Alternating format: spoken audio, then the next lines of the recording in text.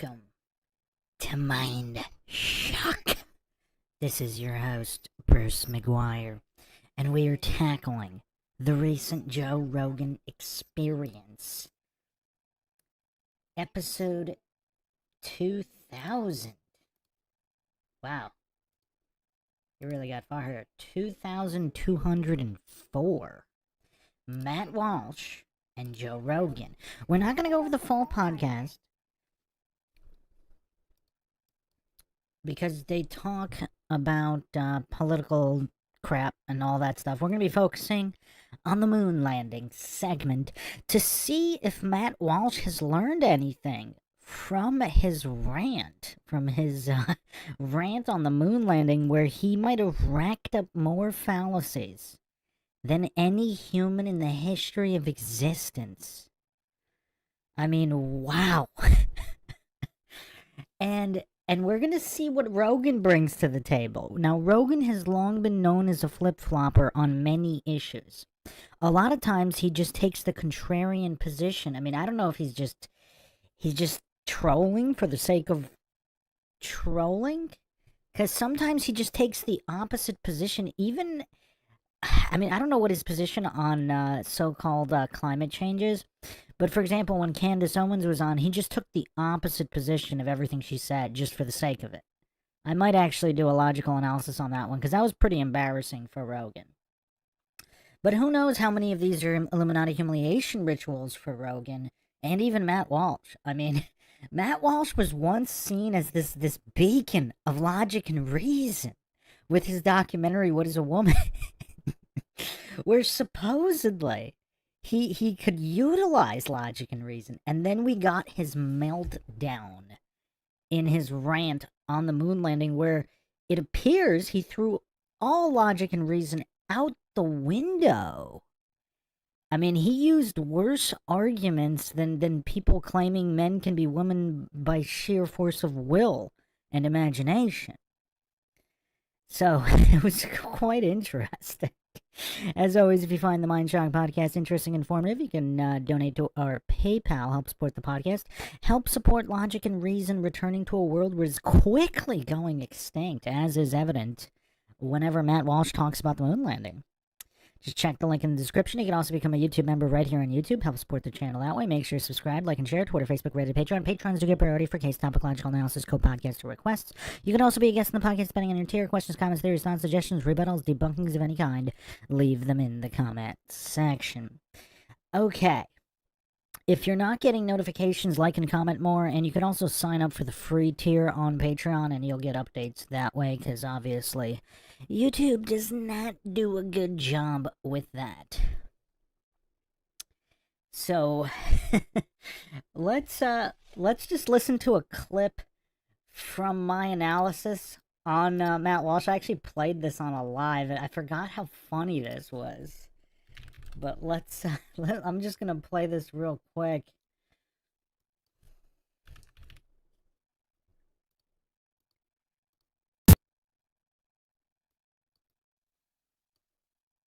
And it seems, I mean, I don't know, I skipped through it, so it's not completely a blind first-time listen, but it appeared Walsh did not watch this MindShock video, or he did, and he just doesn't really care about the truth, and he just wants to push his religion of scientism, which is quite curious, because in other areas pertaining to, let's say, the FDA or the CDC, he actually wants to use logic and reason and critical thinking, but when it comes to NASA, he's just incapable. It's quite curiosity. Should we just start calling it the NASA blind spot? Because apparently a lot of logical people who are aware of conspiracies, they have a NASA blind spot. Where all the other government agencies need to be scrutinized, and skepticism and logic and reason and the scientific method need to be used. But when it comes to NASA, blind faith is fine. When it comes to an organization literally named after deception, importing Nazis from Operation Paperclip, when it comes to that particular organization, everybody should just blindly trust. everybody should just blindly trust this organization named after deception, importing Nazis from World War II. They don't need to be scrutinized. There should be no logical scrutiny for this organization. All right, so check this out. For those, has anyone here not seen my logical analysis with the new logical analysis system on Matt Walsh? I'll just play through a few segments here.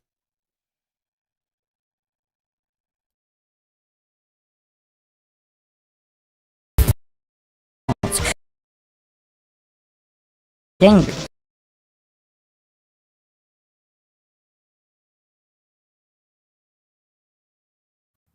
But if the answer is that the conspiracy would necessitate the close cooperation and secrecy of thousands of people across multiple agencies and institutions, then you're going to have to meet a very, very high evidentiary bar to make your theory even slightly credible. The one thing we know about human beings in general, and human beings in government especially, is that they are very bad at keeping secrets. And the chance of the secret being kept drops exponentially as you add more people to it. We all understand this. I mean, you tell one person a secret, it's very hard to get them to keep it.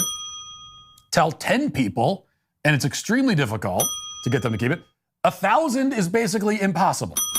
So, what about the fake moon landing? Well, this would require the coordination and absolute secrecy of the astronauts who are on these fake missions, and also everybody at mission control. It would also have to either involve everybody at NASA or a portion of people at NASA, and the latter is even more incredible because that would mean that the secret was being kept from a bunch of people at NASA by other people at NASA. No matter what, that's a very dubious proposition. It goes beyond that. Of course, knowledge of this conspiracy would have to go up the ranks in government. Not everybody in the Pentagon and White House had to know, but some of them would have had to know.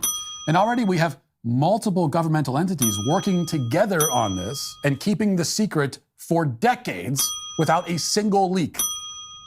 But it's not contained just to government. If this was filmed on a sound stage, then the film crew, sound engineers, the guys who built the props, the studio or company that owned whatever sound stage they used, and so on, all these people would either have to be in on it or would have to be involved without knowing that they're in on it, which is even less likely. So now we have multiple government agencies and dozens, if not hundreds of bureaucrats all working together seamlessly alongside multiple civilians, some of whom work in the film industry. These are the two gossipy, least tight-lipped worlds in existence, Hollywood and government. And yet, after 6 decades, nobody in either world has ever breathed a single word about this, ever. But it's even more fantastical than that. You may be aware that the moon landing occurred, or was fake supposedly, in the middle of the Cold War, and that's largely why it was faked, according to the theory. But the Soviets were monitoring our space program just as closely as we were monitoring theirs. It's inconceivable that we could have planned, set up, and executed a fake moon landing and pulled this ruse over on the public without the Soviets being fully aware of what we'd done. And yet, they never accused us of faking the landing. The Soviet Union never denied the legitimacy of the landing one time. In fact, at this point, there are over 70 space agencies around the globe. Many of them have their own satellites, their own probes and telescopes and so on. If the most famous space-related achievement in history was completely fake, then it would seem nearly certain that at least some of the people and at least some of those other global space agencies would know it, or at least suspect it. Yet no accusations have ever been made by anybody who would be in a position to actually know anything about this. Which means either that many dozens or hundreds of conspirators in NASA, the White House, the Pentagon, and Hollywood were so brilliant and devious that they tricked even the Soviet spies who were monitoring them, along with every other global space agency, or these other agencies are in on it, which brings the conspiracy to thousands of people across dozens of countries and 6 decades. Now, this is all complicated by the fact that, according to the conspiracy theorists, the plot actually wasn't well executed at all. According to them, NASA did a shoddy job of pulling it off, made a number of extremely obvious mistakes. Mistakes that were so boneheaded that a bunch of people on Twitter can easily spot them just by a cursory glance at the photos. So this was a brilliant scheme pulled off by the most powerful entities in human history that anyone on Twitter could look at the photo for 5 seconds and go, that was fake. Yep, totally fake. Now, we'll get to those alleged mistakes in a moment, but You see the problem here, I hope. In order for this theory to work, the conspiracy would need to be the most brilliant and well-coordinated and devious hoax of all time, and also the dumbest and clumsiest and most obvious. It would need to be both of those things simultaneously, which it can't be. And all of this means that before we even look at the supposed evidence, we already have a fake moon landing that is far more complicated and difficult and implausible than actually just landing on the moon. Hadouken! We have an alternative theory that is by far and away more convoluted and far-fetched than the official narrative that it seeks to debunk. So Occam, with his razor, is spinning in his grave right now. So what is the evidence that can overcome this enormous logical deficit? What proof is there that the moon landing was fake? Well, let's take a look at the three big pieces of evidence that the deniers offer and that have been all over my mentions on Twitter all weekend long. So first, moon landing deniers point to what they consider to be anomalies in the photographs taken on the moon. And they point out how you can't see any stars in the sky, right? And you should be able to because they were in space. They say that the shadows are coming in at weird angles rather than straight and parallel as they should be if all the shadows are cast by a single light source, which would be the sun. They point to the picture of the American flag appearing to wave as it stands planted in the lunar surface. They say that this makes no sense because there wouldn't have been any wind on the moon to cause the flag to wave. And finally, they say that footage of the lunar module taking off from the moon's surface is clearly fake because there wouldn't have been any cameraman left behind to take the footage. Now, of course, all of these points are very easily explained. The flag was not waving. There was a horizontal bar at the top of one could go outside. Absolutely nothing strange about the fact that they come in at different angles. Go outside on a sunny day and take a picture, and you will see exactly the same phenomena. The uneven surface, the angle of the lens, the perspective from where you take the picture, all will cause the shadows to appear that way. Again, anyone could go outside right at this very moment and confirm this point yourself. And how did they get the footage of the lunar module taking off? Well, that footage is from Apollo 17, not Apollo 11.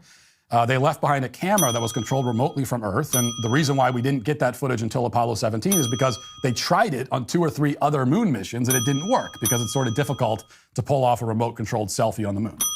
These are the easy, common sense, accurate explanations for what you see in the photographs. And these explanations make significantly more sense than the alternative theory.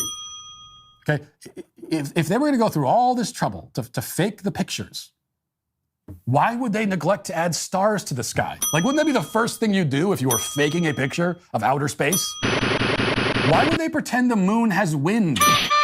Like, the moon landing deniers are the ones who bring up these supposed anomalies in the photos, except that their theory makes less sense of the anomalies than the story they're trying to refute. Because the anomalies are not anomalies. They are very easily explained, and there is nothing mysterious or strange about them. Grand Canyon University is an affordable, private Christian university that are exposed to surrounding the planet inside the Earth's magnetic field that contains high levels of radiation. And the deniers say that astronauts would be killed if they tried to pass through it. Now, this certainly would be a devastating point if it was true, but it isn't. The Van Allen belt does exist, and there is radiation, but the spacecraft passes through it very quickly. It's going very fast, and that minimizes the radiation exposure. And ultimately, the amount of radiation they're exposed to isn't much more than a couple of chest X-rays. So it's, you can be exposed to radiation without being killed on the spot. It's just if the radiation is mitigated and minimized. Third, and perhaps most commonly cited piece of evidence to support moon landing denialism is that we haven't gone back. As many people have argued to me over the weekend, if we really landed on the moon, then why haven't we ever gone back? Well, the first answer is that we did. We went back 5 additional times. So if you deny that we've landed on the moon, you are actually claiming 6 moon hoaxes. You are saying that this whole vast conspiracy was spun up and planned and executed 6 times in a row. So why didn't we keep going to the moon in reality? Well, how many times do you think we should have gone? I mean, would you find the story more credible if we went 10 times, 20 times?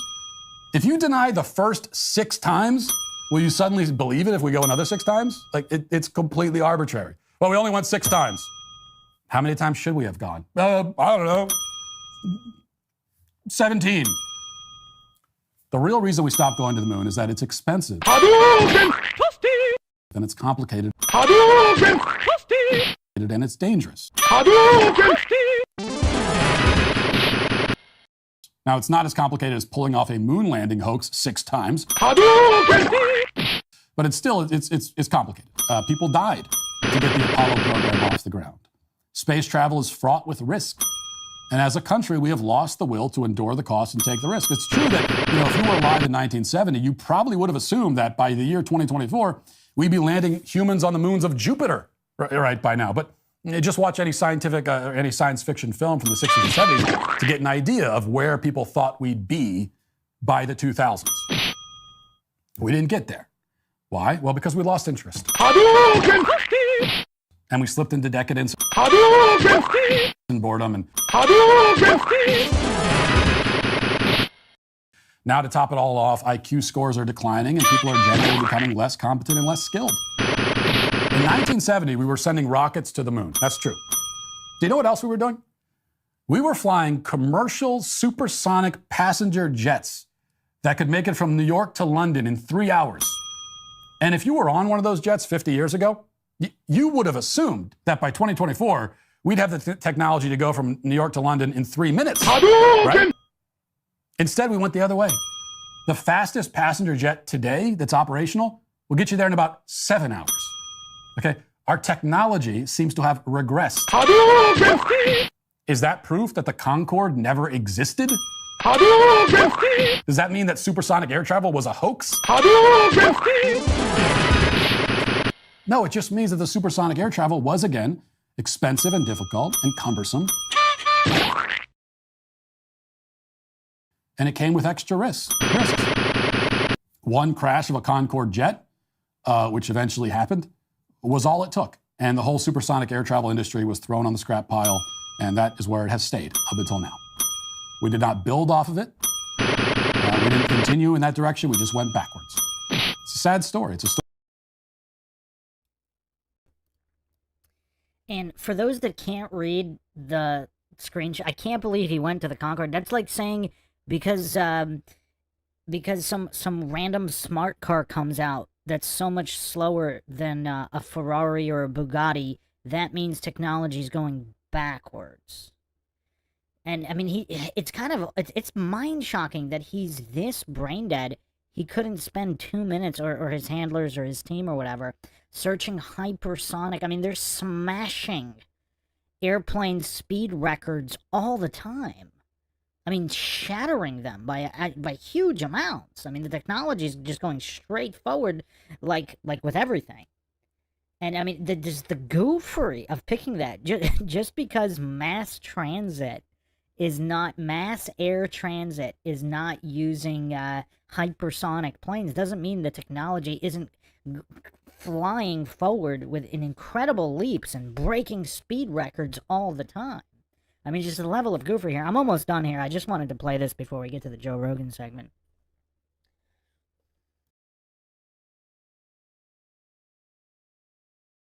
Story of societal paralysis and decay, but it is not evidence that one of the most well-documented events in human history never happened.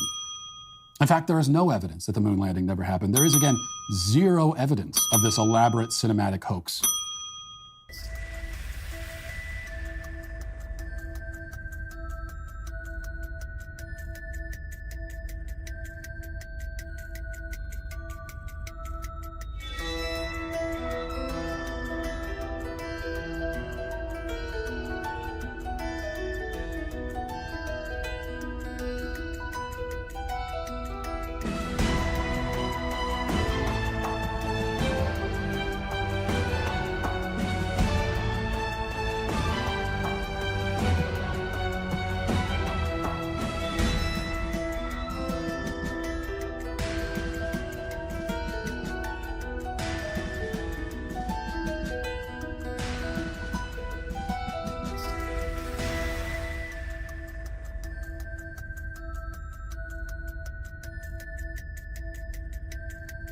Now, I said that I was responding to their evidence, but what you may have noticed about their evidence is that it is not evidence.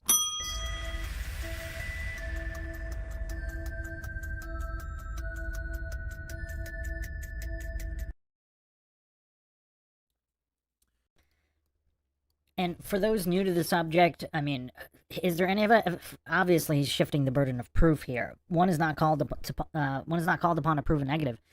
Burden of proof is always on positive claims, but you still could go a ways to proving a negative. For example, the moon rocks are petrified wood from Arizona that have been independently tested. You have the EMF extraction. I did a whole episode on that in the Apollo series on MINDSHOCK, where it looks like it's artificial light in all of the footage. You can literally see the wires. There's no dust kick-ups.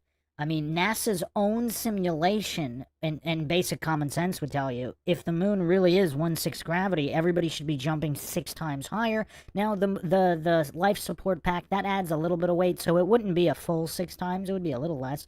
But it wouldn't look like it was literally shot on Earth in slow motion. You change the frame rate, and it looks like it was shot exactly on Earth. You have whistleblowers. You have Russia did come out and claim the moon landing was fake. Again, Walsh is just, I guess he's too dumb to use Google. I mean, it's kind of weird. I mean, I think it was on a bunch of The Buzz. I mean, a bunch of mainstream sources. I mean, you have the time delay and the raw audio transmission not matching up. You have, they still haven't explained how they were able to transmit 3 different color signals for live feed video in the 60s. Apparently they can't do that today for the alleged recent landing in 2024. They couldn't do that. They couldn't send any signal, not even a black and white signal. So, I mean, there's a mountain of evidence of fakery. He just pretends it doesn't exist, or he doesn't know about it. All he can do is point to the waving of the flag, which, I mean, who thinks that that's the definitive? I mean, who uses that? I mean, I know the Fox special on the moon landing conspiracy brought that up. I'm not sure what to think about it, because you can see the bar at the top, but at the same time, it also does waver. But I mean, who cares about that when there's not even a dust kick up in the lander? I mean, there's nothing. You'd have you'd have these particles moving in slow motion, or at least there'd be some kind of a crater for the sheer amount of force exerted with the land. I mean, it's just basic energy transference. I mean, you'd have to ignore all these basic laws of physics. I mean, it's crazy. Like, how much more evidence could there be? They lost all of the evidence that would prove the landing happened. They lost all the reels of telemetry data, thousands and thousands of reels. They say they lost the technology. I mean, when someone says my dog ate my homework, I mean, maybe they're not lying and maybe they really did their homework, but is there any reason to believe it when all they have is my dog ate my homework excuse? I mean, how much more evidence of the landings being faked do you need? As Matt Walsh accurately psychologically projected, would he believe any amount of evidence that it was faked?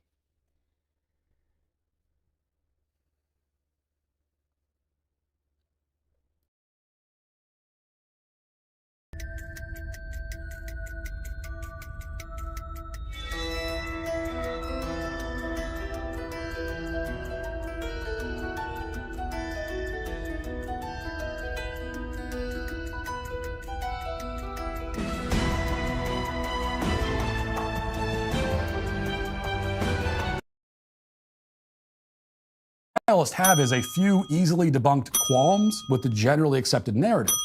They have absolutely no positive evidence for their own narrative. Not one single piece of evidence. Not one witness, not one whistleblower with direct knowledge of the conspiracy, not one photo or video of this hoax being staged. Nothing. They found some holes in the moon landing story, holes that are totally imaginary, it turns out. And inside those holes, they have stuffed this whole story that they invented out of thin air.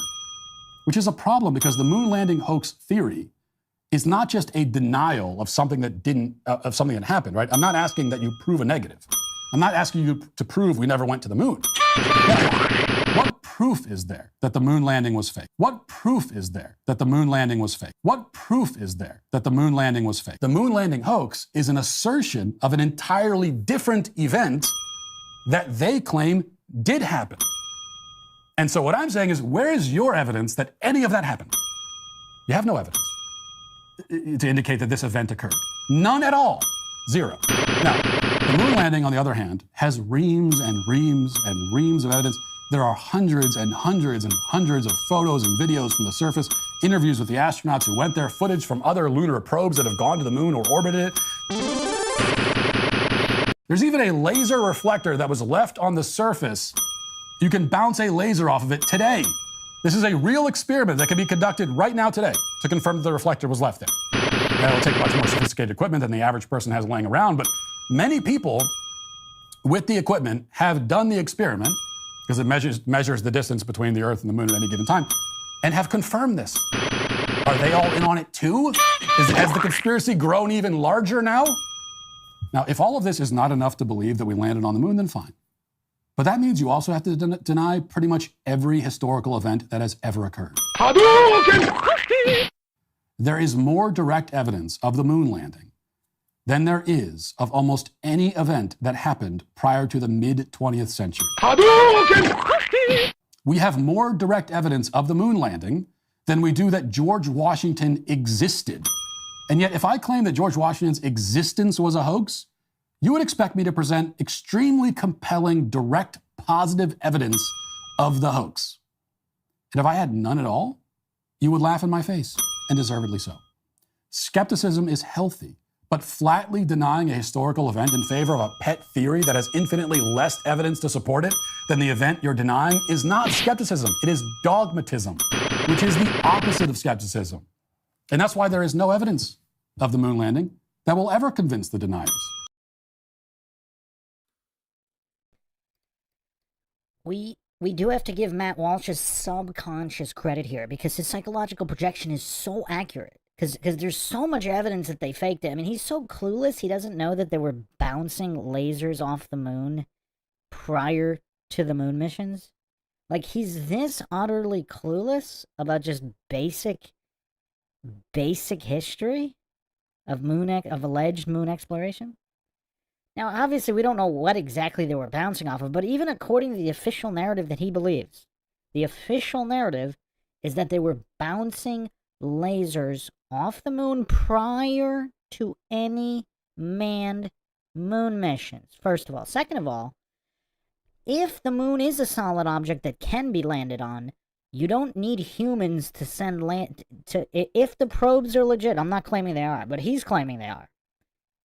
The NASA fanboys and the scientism cultists, they claim that probes are legit. So they could easily have sent probes to leave the reflectors on the moon. That's not evidence of a manned mission. But I mean, he's such a zealot. As he accurately projected, this is dogmatism, because it's his dogma, it's his religion that the moon landing had to have happened, so he will not accept any evidence. No matter how many moon rocks are tested and found to be petrified wood from Arizona, no matter how many wires are in the moon footage, no matter how many thousands of telemetry data reels are lost, no matter how many manned moon missions that are supposed to happen get canceled, no matter how many whistleblowers come forward, like there's Project Slam Dunk, I went over that. There was a whistleblower on the faked mission. Russia did claim the moon landings were fake. No matter how much footage doesn't line up to the simulations of 1/6 gravity, no matter how many EMF extraction comparisons are showing artificial lights in the moon landing footage, no matter how many laws of violation of the laws of physics there are regarding the audio transmissions timing, regardless of no matter how much evidence of the fakery is presented, he will never accept it because of his dogmatism.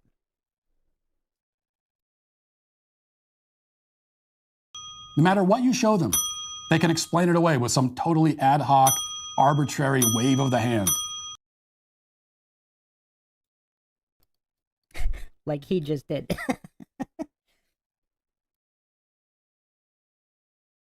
Photos won't convince them, video won't convince them, first-hand testimony won't convince them, eyewitnesses won't convince them, lasers bouncing off of freaking reflectors planted on the moon's surface won't convince them.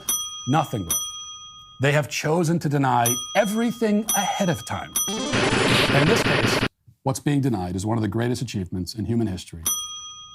An achievement claimed by Americans for America. The history of the West is constantly being rewritten by bored, spoiled people so as to diminish the accomplishments of our ancestors and deny their many incredible contributions to mankind. And in the end, this is all part of that agenda. If there's any conspiracy going on here, there it is. And that is why the moon landing deniers are, with a great vengeance, canceled.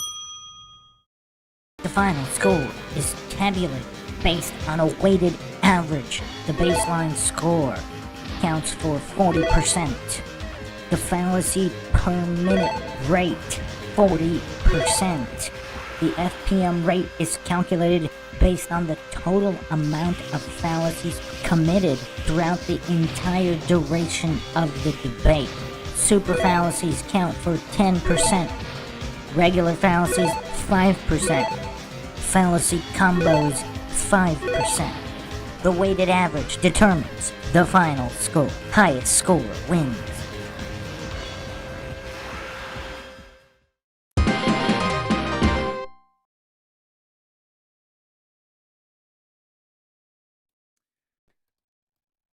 So this is quite astonishing. Matt Walsh scored 287, and he has his fallacy per minute rate is 19.22. So that's almost 10 fallacies every 30 seconds. So that's almost one fallacy every 3 seconds. The longest time without a fallacy was 54 seconds. He couldn't manage more than 54 seconds without a fallacy. I mean, these are astonishing. He's putting up huge numbers here. Okay, so now that we got that out of the way, let me just go over a couple of comments that were kind of hilarious.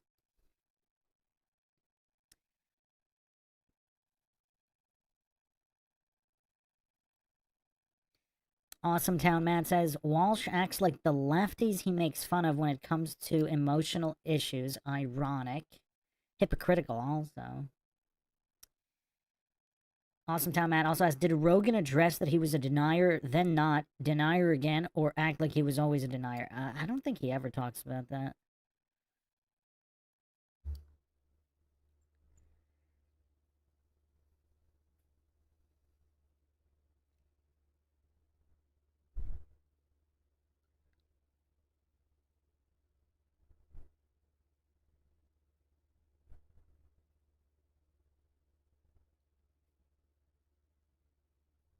Some people talking about concave Earth in the chat. I do have a whole folder on concave Earth. I was going to do a podcast on that at some point.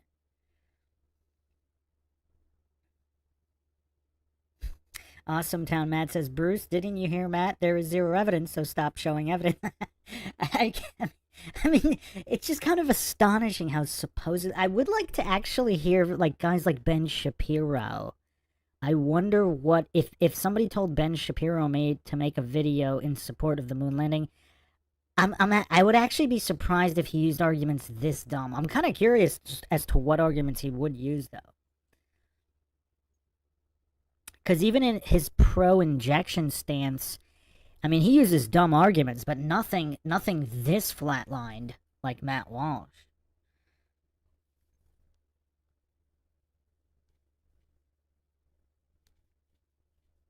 The Greater Earth asks, wait, he has beaten Craig in amount of fallacies. So this is the first solo video I did a logical analysis on, so he does have a higher FPM. But... when there's multiple people involved in a debate, one person can't talk the whole time. And it's kind of too difficult to calculate only their talking time, and that wouldn't be fair either, because one person talks more than the other. So it's kind of difficult, I believe, and also the length of the rant would matter. So we'd have to get apple-to-apple comparisons.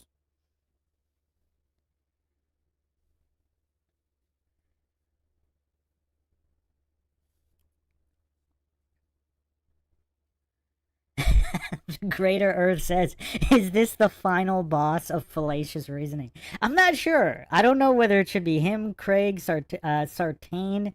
I mean, Soy Lodge just doesn't make the cut, because he's just, his brain just doesn't work. And he's not even good. He can't even talk fast enough to commit enough fallacies.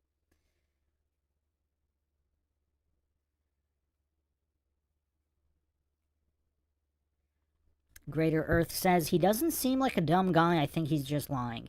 But here's the thing, like, would he really be this willing to humiliate himself? I mean, shouldn't he come up with better lies? I mean, these are worse than bottom of the barrel. Like, the bottom of the barrel broke and it spilled into the sewer, and he's like licking it off the sewer for his arguments. I mean, this is way below bottom of the barrel. Lazarus says, Matt is the worst kind of goon, a blind patriot. They actually ensure that we don't progress because they uphold the convenient fantasy of the American dream.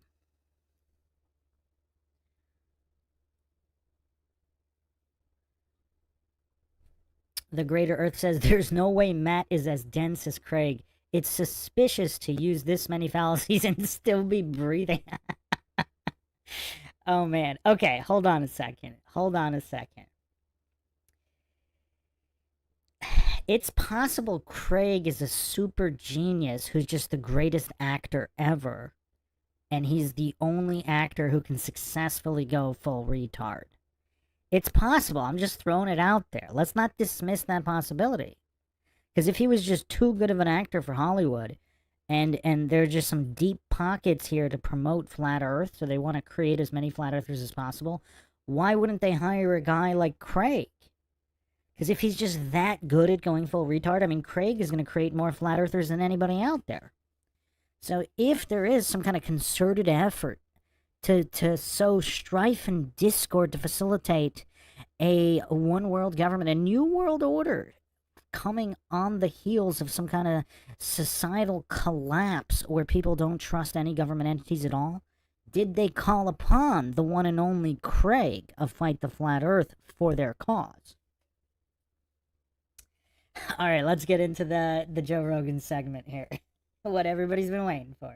But that's the background here. So we'll see if Walsh doubles down on his goofery or not. Greater Earth says Craig is partying at Bohemian Grove. You know what would be hilarious? If a video came out of Craig, Alex Jones, and Joe Rogan partying at Bohemian Grove. Would anybody be surprised at this point? Maybe Trump's with him, maybe he's not.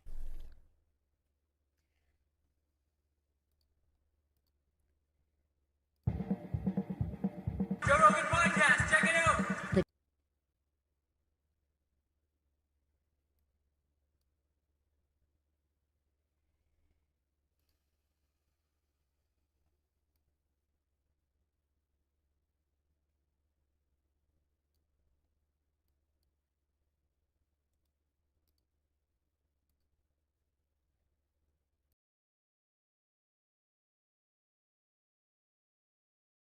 Get a computer that keeps making new accounts and you run a program. It's not the most difficult thing to do. For people that know how to actually code operating systems, you don't think there's someone out there that can code a computer program that can operate millions of different Twitter accounts, and you run it through some sort of AI that you've developed, some large language model on things to say about MAGA, or things to say about abortion, or things to say about conservatives, or things to say about liberals, and you put a fucking American flag in your little bio, or you put a pronoun thing, he, her, Zer, whatever it is. And then you just flood the internet with fake anger and fake discourse.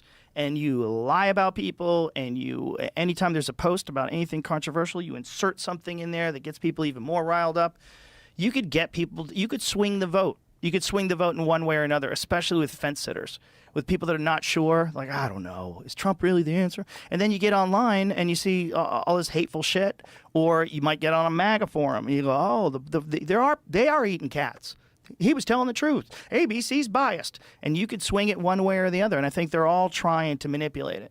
All these foreign governments, and I think internally in the United States, I'm sure there are groups that are doing it too, that are manipulating things in one way or the other in a disingenuous way because it's available.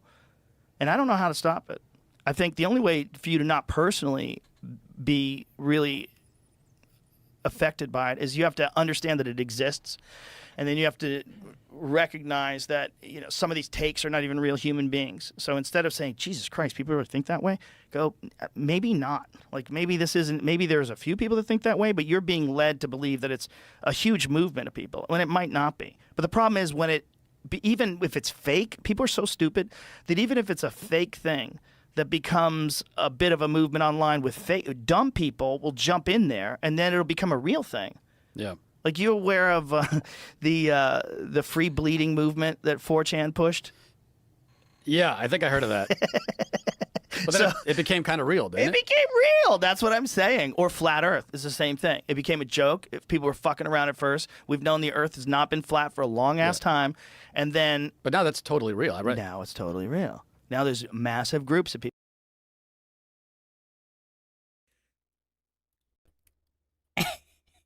I mean, look at this goof. I mean, just look at this goof. You know what's funny, though? What's really funny is in Rogan's deranged mind, unless he's also like a bad actor in this situation, some people think he's a flat earther, and he actually wants to increase flat earth membership by talking down on flat earth and with such horrible arguments, like Matt Walsh did with the moon landing. If you haven't checked out Joe Rogan vs. Eddie Bravo, I did I don't know, was that 6 hours or something, dissecting all of Rogan's horrible arguments. I mean, the level of goofery is astounding. I mean, Rogan borders on mental disability for that entire conversation. So, for him to rope this in here and pretend that flat earthers jumped on something fake, let's say it was fake, though. Let's say the people that pushed it out, and that's actually a fascinating topic on how it was so-called let out of the bag. I actually talked to, I talked to Whitsit about it in his chat, on one of his streams in the chat at one point, and he had some interesting thoughts about how it was all let out of the bag. Not that it's relevant in terms of a logical physics perspective, but I find it interesting. I mean, anybody who's curious about conspiracies and government and all of that, on how it was supposedly let out of the bag. And either way, whether it's true or not, let's say it was fake. Let's say people thought it was fake and they released it as fake.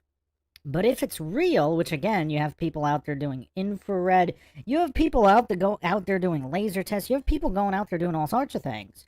So even if the people that released it thinking it was fake for the lulz, that doesn't mean it's fake. But obviously, Rogan's deranged feeble mind, I said female mind. Oh, wow. Was that a Freudian slip on my part? I assure you, listeners, I do not know anything about Rogan's true gender. I don't know how he identifies. I don't know how he was born. That was not a Freudian slip. I just misspoke. That doesn't happen often, does it? But yeah, no, I assure you, I have no insider knowledge if Rogan's gender is truly female or not. Thanks, Tara Jackson, for the support, by the way. Just saw that. Okay. So, yeah, he obviously couldn't consider the possibility that even if it was released by people who thought it was fake, that doesn't mean it's fake. Like people making intentionally fake Bigfoot or ghost videos. If Bigfoot or ghosts really are real and people go and find the evidence, even a person who thinks it's fake, releasing it as fake, that wouldn't be relevant to whether it's fake or not. But obviously, yeah, the mental capacity's just not there. Just look at this goof's face.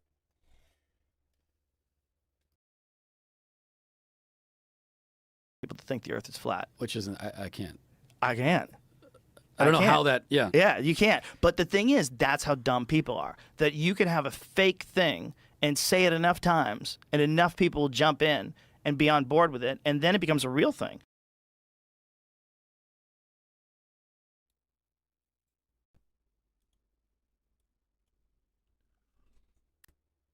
Kind of like the moon landing.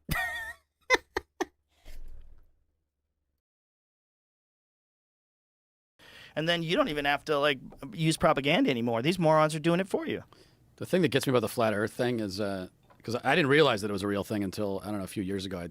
I posted something about it, and all these comments from real people what gets me is, well, you get the people that say, yeah, I think the Earth's flat, and that's you're just really stupid.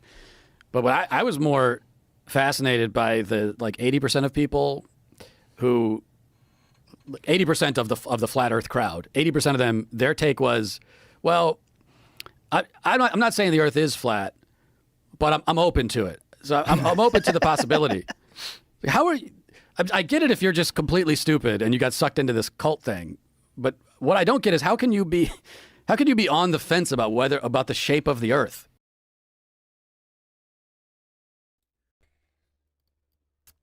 It's very telling that Matt Walsh doesn't get how people could be logical, objective, neutral, scientific. The mark of an educated mind is the ability to consider a concept or idea as true without believing in it. Clearly, he can't. All he has is childish ad homs here. You're stupid. That's his only argument. You're stupid. That's all he has. I mean, this is 5-year-old mentality. I mean, I'm actually insulting 5-year-olds here. There's plenty of 5-year-olds who are smart enough to not use that argument. I mean, the goofery here. I mean, look at this goof's face. I mean, he's mentally gone when it comes to some of these topics. Like, it just does not look like there's any mental processing. Wes Fe says Matt Walsh was that petty dumb smart person or pretty dumb smart person? Well, it's a blind spot. If you guys haven't checked out my podcast on blind spots, I actually describe this. It's not really a phenomena. I mean, there are very, very intelligent people. Like Ben Shapiro is a great example because Ben Shapiro is a lot smarter than Matt Walsh, but he has these huge blind spots too, like injections or some of these other topics. But the majority of topics he speaks on, he speaks with much higher intelligence than Matt Walsh on any of the topics Matt Walsh speaks. I mean, this is a low bar. To know the difference between a man and a woman and being credited for it as some kind of high-level intellectual, that's a low bar. At least Ben Shapiro, I mean, he's got a decent kind of bar, you know, a mid to high-level bar on most of the topics he discussed. Most is not all. But his blind spots, it's like there's no mental function. It's like mental retardation when it comes to the blind spots. Because those blind spots render him unable to actually utilize intellectual ability. So yeah, all he has is these pathetic ad homs, and he criticizes people that are truly scientific. Being open to ideas is the very nature of science. As he psychologically projected in his rant against the moon landing conspiracy, he's such a dogmatist. He's so hopelessly indoctrinated into his cult, the cult of NASA, that he'll never see any of this stuff, the cult of NASA and scientism, but only certain parts of scientism. Apparently, he can utilize logic and reason and skepticism when it comes to injection. I believe he did he do a piece on injections? I think it was him, or was it somebody else? Or at least, you know, whatever, social distancing. I think he did a piece on all that, on how illogical all that nonsense pushed by the WHO, the CDC, the FDA was. So, the goofery on display here by Matt Walsh is kind of astounding. He's criticizing anybody who's being scientific, open to ideas, open to have evidence presented. Condemnation without investigation is the height of ignorance. So, Matt Walsh here exhibiting the height of ignorance.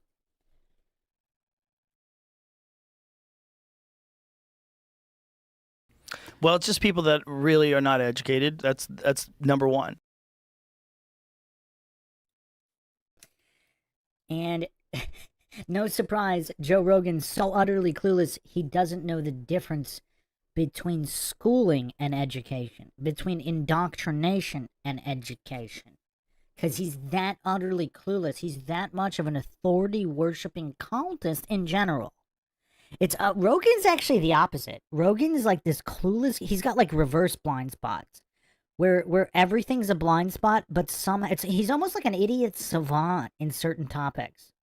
Because when he argued 9/11 or the moon landing in the past, he was actually pretty apt. Like relatively high functioning debater, relatively logical. I mean, nothing astounding, but pretty impressive for a meathead. Pretty impressive for a bro type of guy. But I think those are the only two topics that he was ever impressive on. And even other things, if he happened to be accidentally correct about them, he couldn't really argue them well. But it's kind of interesting.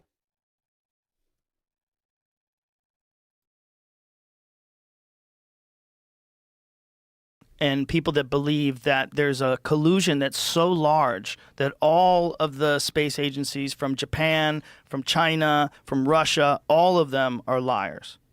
That all of them are colluding together to hide the true shape of the Earth, because if we really knew the Earth is flat, then it always is connected to some sort of a Bible thing. Which is also not true. Quite a few number of flat earthers or people considering and discussing flat earth who are not claiming the Bible is true, myself included. I don't claim the Bible is false either.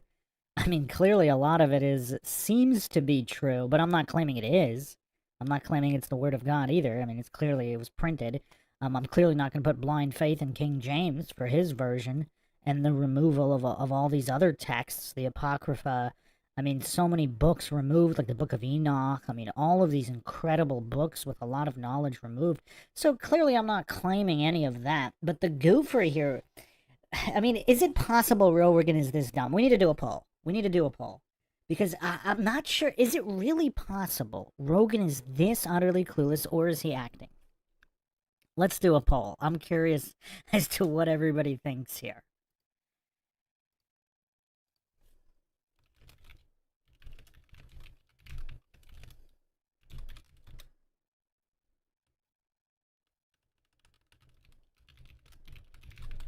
So, yes is clueless, no is acting.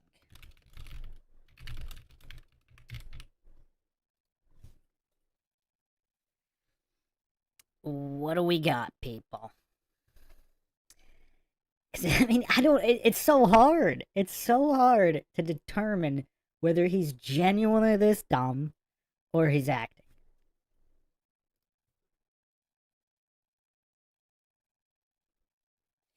So far, 33% yes, he's the 63% no, 5% too triggered to answer. Very understandable. Very understandable. Those that are too triggered to make a determination. 29% yes, 67% no.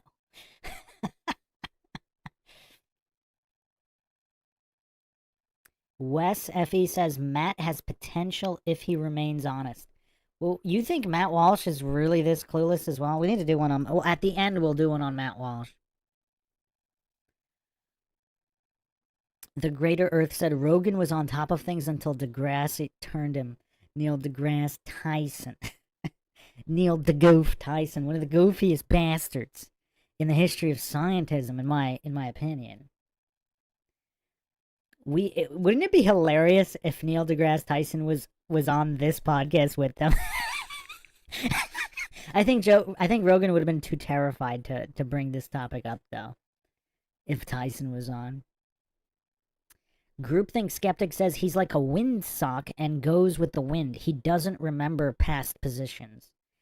I mean, maybe. Yeah, I mean, he might have some kind of brain damage from all the drugs he used. That's a viable position. That's a viable position.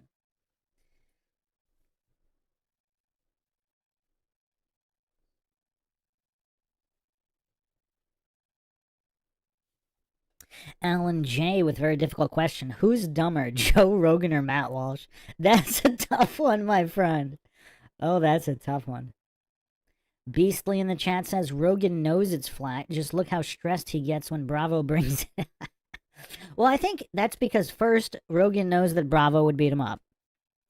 Secondly, which Eddie Bravo's so nice. He should have choked out Rogan a long time ago for the level of disrespect that Rogan spits on the podcast. But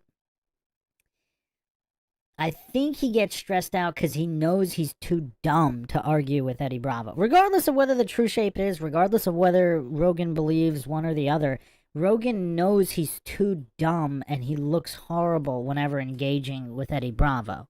I think that's why he gets stressed.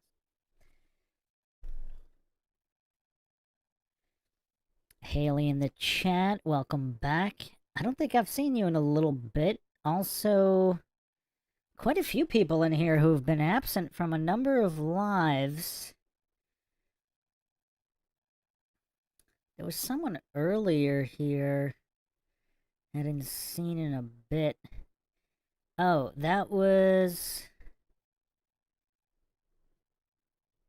Let me just scroll to the top here.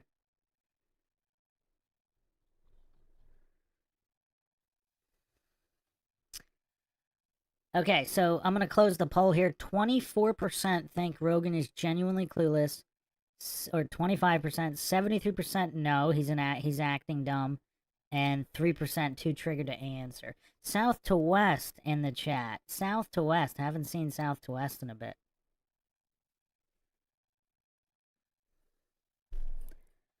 Blue Unicorn saying, I've stood on the bluff at Cape Perpetua and you can visibly see the curve. I've been 30,000 feet in an airplane and you can see the curve. It's plain to see if you just look.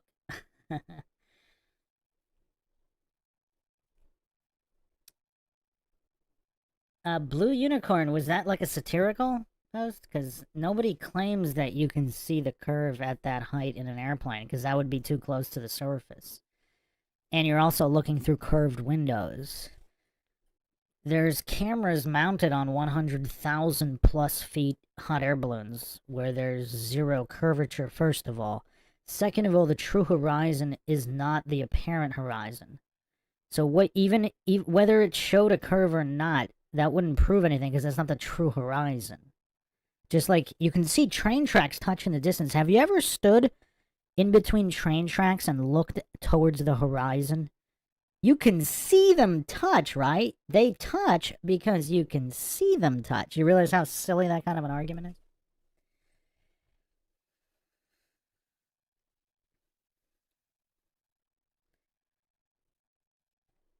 Blue Unicorn says, who are you to tell me what I can't see? Are you God? So you see train tracks touch, right? I'm not saying... If you look, everybody sees train tracks touch. Does that mean they touch, though? It's called convergence. Also, you can see boats floating above the horizon at certain points, or the apparent horizon, not the true horizon.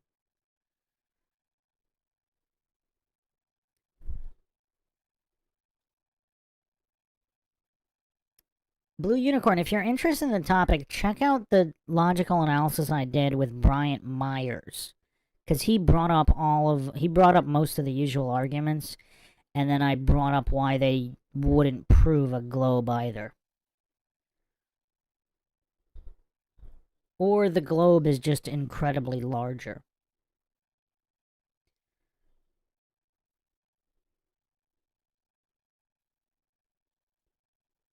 But Blue Unicorn, you didn't answer me regarding the train tracks. You see train tracks touch in the distance, right? I've seen them touch in the distance. I'm not arguing they actually touch, though. I did see them touch, though. I think everybody's seen train tracks touch. That doesn't mean they touch. So what you see doesn't mean that that's what reality is. I think a lot of people see... It's convergence. It's the same thing. Just instead of horizontal, it's vertical. But a lot of people can see a slight curve in the through the curved window. Just like if you ever wear a helmet or something, depending on the visor, everything will look slightly curved, and that'll it'll exaggerate the perspective.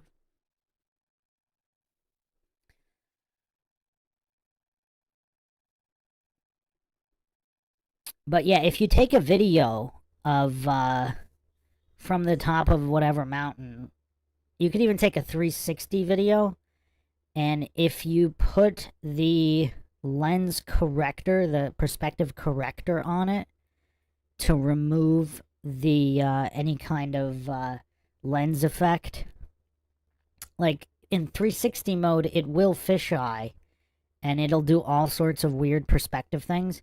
But there's a corrector. I think even the GoPro software has that built into the software, where it removes all those effects to give you the natural view. And people have done this, so you can do it pretty easily. It'll still show 180 degrees. Now, the argument, that doesn't prove a flat Earth, obviously. It could theoretically still look like that on a globe Earth, because you always see in a circle, right? Because let's say, for the sake of argument, if you can only see 1 mile in every direction, that would map a circle around you.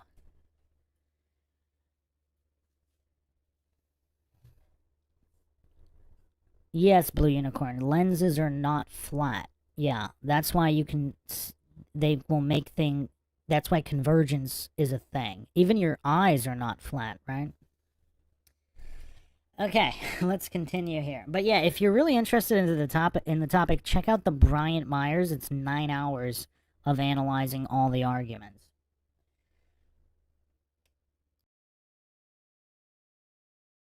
Like it's the firmament, and they believe that we're hiding the fact that God is real, and somehow there's some mass conspiracy that all these world governments and every person that ever was involved in the space agencies, they've all hid from us. Yeah, and the moon landing. You're not you believe in the moon landing, right? I used to believe in the moon landing. You don't anymore? I had a joke in my act about it, that before COVID, I would have told you vaccines the most important invention in human history, and after COVID, I'm like, I don't think we went to the moon. Yeah, I know that was in your, but Yeah. you actually think that? I think there is a less than zero possibility that we did not go to the moon. Oh my gosh. I know. Why do you went to the moon? This is exactly what you just said about, well, there's a lot of reasons, but the main thing is what you just said about the Earth, the vastness of the conspiracy that would be required. I mean, this level of gopher here, the conspiracy is as if there's a conspiracy. If the conspiracy is true, the vastness is whatever it is. So that wouldn't preclude it. So these circular reasoning logical fallacies and false premises, because he doesn't even really know what would necessitate the conspiracy, even if it were true. If there's a good enough reason. I mean, look at the conspiracy of thinking governments are required. And look at all the people in on it thinking that governments are necessary and everybody needs to pay taxes despite all the evidence to the contrary, or at least income tax. I mean, maybe other taxes to, have infrastructure. But to think that income taxes are required. So the level of goofer here, the only real, and it's very telling that they go to this, that he goes to this argument first. It really shows how weak his position is. Because if he can only appeal to incredulity stacked on a circular reasoning fallacy, stacked on a false premise, I mean, how solid is his argument? And this kind of presupposition and assumption that all these other conspiracies, all the conspiracies that you don't know about, that are executed by the amount of people involved that he's alleging, cross countries, etc. If they're successfully carried out and nobody knows about them, how can he appeal to incredulity here? Because nobody knows how many secrets are truly kept. You can only keep track of the ones that are broken.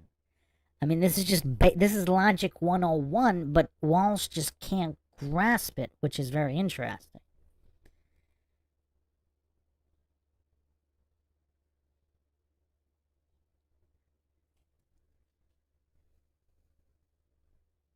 Appeal to ignorance as well. And he's going to go appeal to invincible ignorance later on.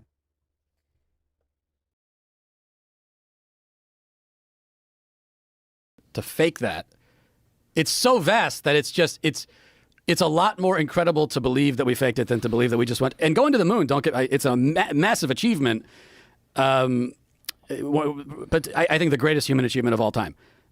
But even so, to fake it would be even more massive.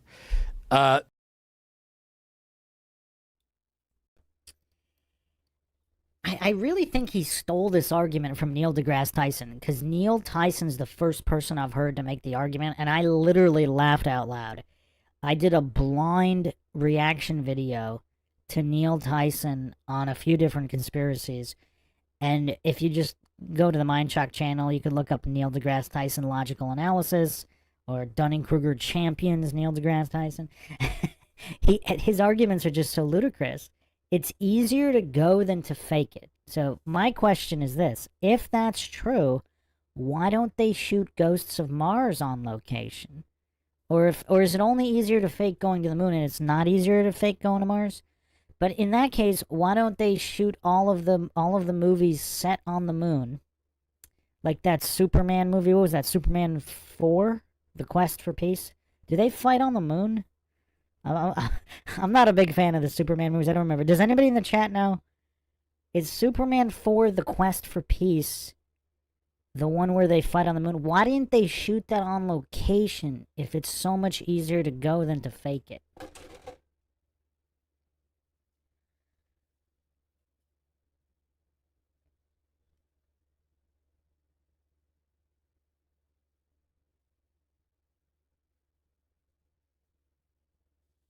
Nobody knows? No Superman fans in the chat? Which Superman movie do they fight on the moon?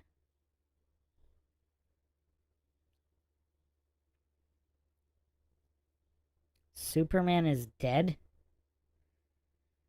Okay, am I gonna have to look this up?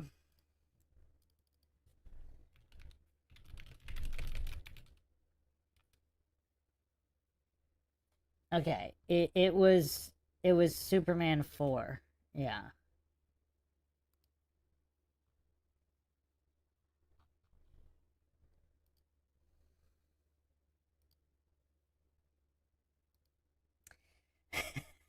So why didn't they just shoot it on location if it's so much easier to do it for real?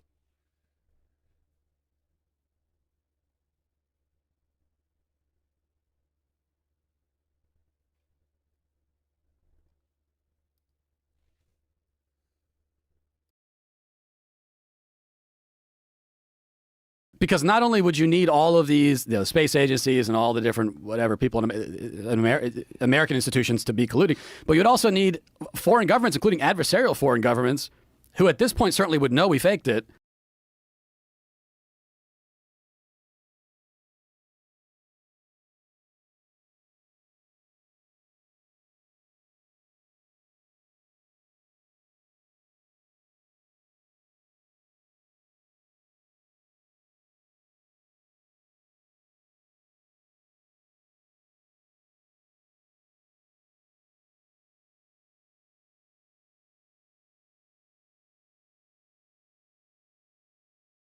And for some reason haven't blown the lid on it.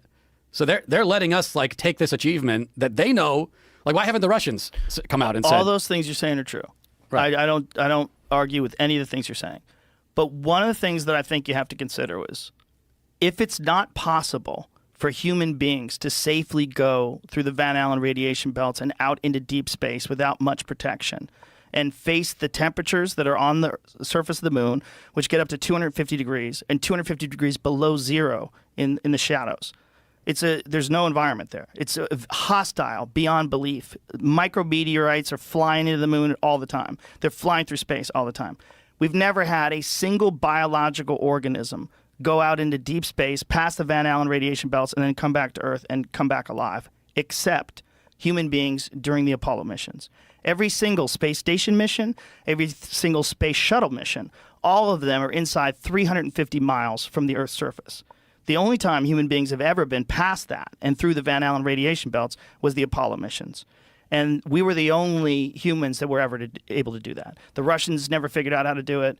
No one else figured out how to do it but the Apollo astronauts. And we did it 7 times, 6 successfully, from 1969 to 1972.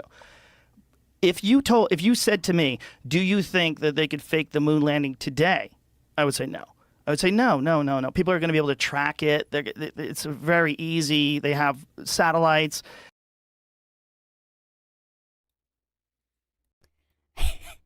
So, okay.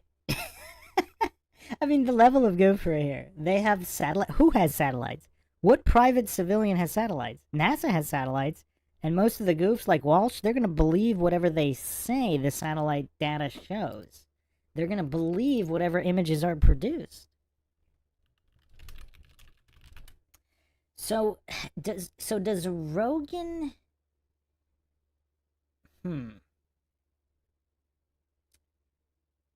So does Rogan think that the February 2024 remote landing that allegedly happened, that for some reason they couldn't get the live feed working, so he thinks that's real? So I'm guessing he thinks all non-manned missions are real.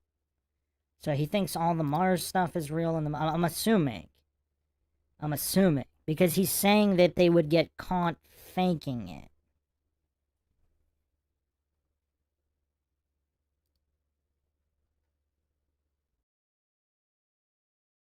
They're going to know everything.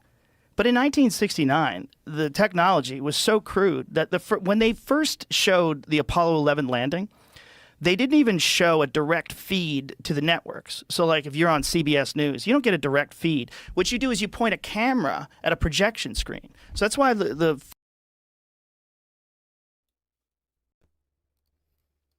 know what's kind of hilarious? Even when Rogan is technically on the logical side of something, he's still wrong about all the details. There were multiple feeds, including a microwave transfer. Some of them actually went to Australia and London, I believe. So I actually went over this on the latest episode in the Apollo series on what they claimed was transferred.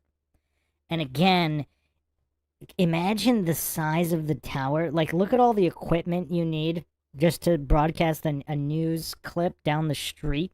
Like, they have a huge van with all these countless cables and antennas. And then the news station has huge antennas. Radio towers, broadcast towers, all the huge dishes just to broadcast. And on the moon, they just had this tiny little spiel of gold wire. Again, I went over all of this on the last episode. I'm not going to go over all of it here. But they allegedly... I mean, it was just weird. But anyway, Rogan's completely wrong about this. There were multiple broadcasts, and there was also a microwave one.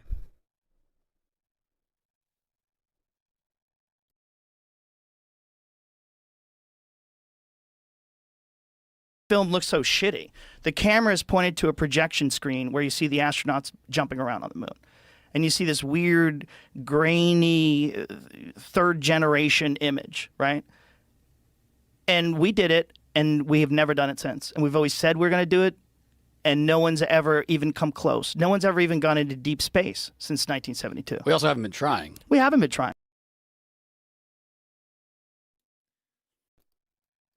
Now, this level of goofery is also demonstrably false. There have been multiple proposed and planned and budgeted missions, including a base on Mars. On the moon, actually. And Mars, too, but... I mean, actually, check this out. There's even plans for a city on Mars. I mean, we all know how quickly that's gonna happen. But there were so many proposed moon landing program and fully budgeted. That's what this goof is so clueless about. They have been trying and planning.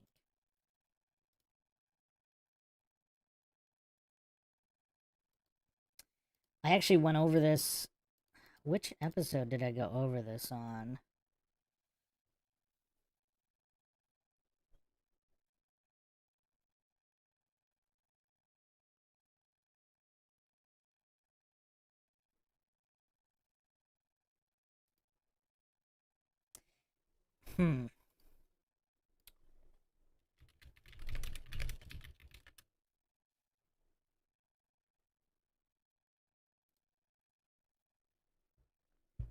So again, the level of goofer here, Matt Walsh is so dumb.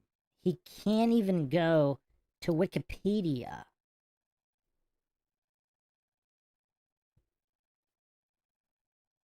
So they've actually already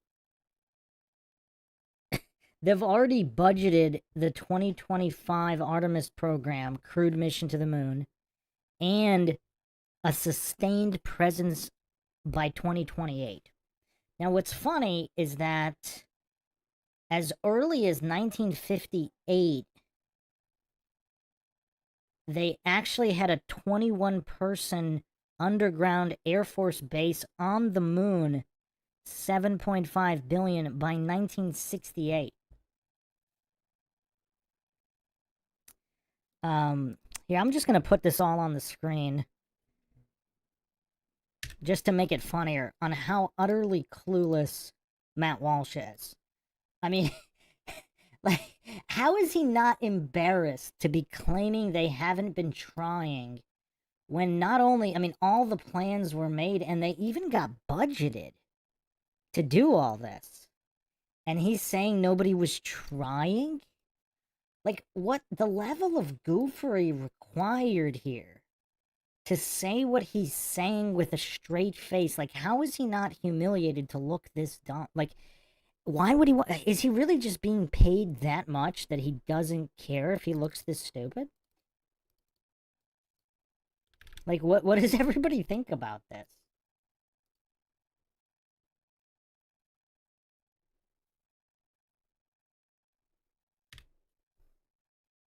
They've actually launched they actually launched actual satellites that were part of the program in the 90s to make all this. So they not only was everything planned and budgeted, but they actually executed stages of these missions. Now, ultimately, it doesn't look like they got anywhere, but the level of goofery here in him thinking they weren't trying, they were actively trying. And this is all public information. None of this was top secret. I mean, to be this utterly clueless. Yeah, give me a second. I'm going to put this all on the screen. Just so everybody can see how dumb Matt Walsh is. I mean, this is all very, very easily verified. I mean, a lot of these projects can go on the NASA website, look at them, like they have all the concepts, they have all of this information there. None of this is top secret. It's all easily verifiable.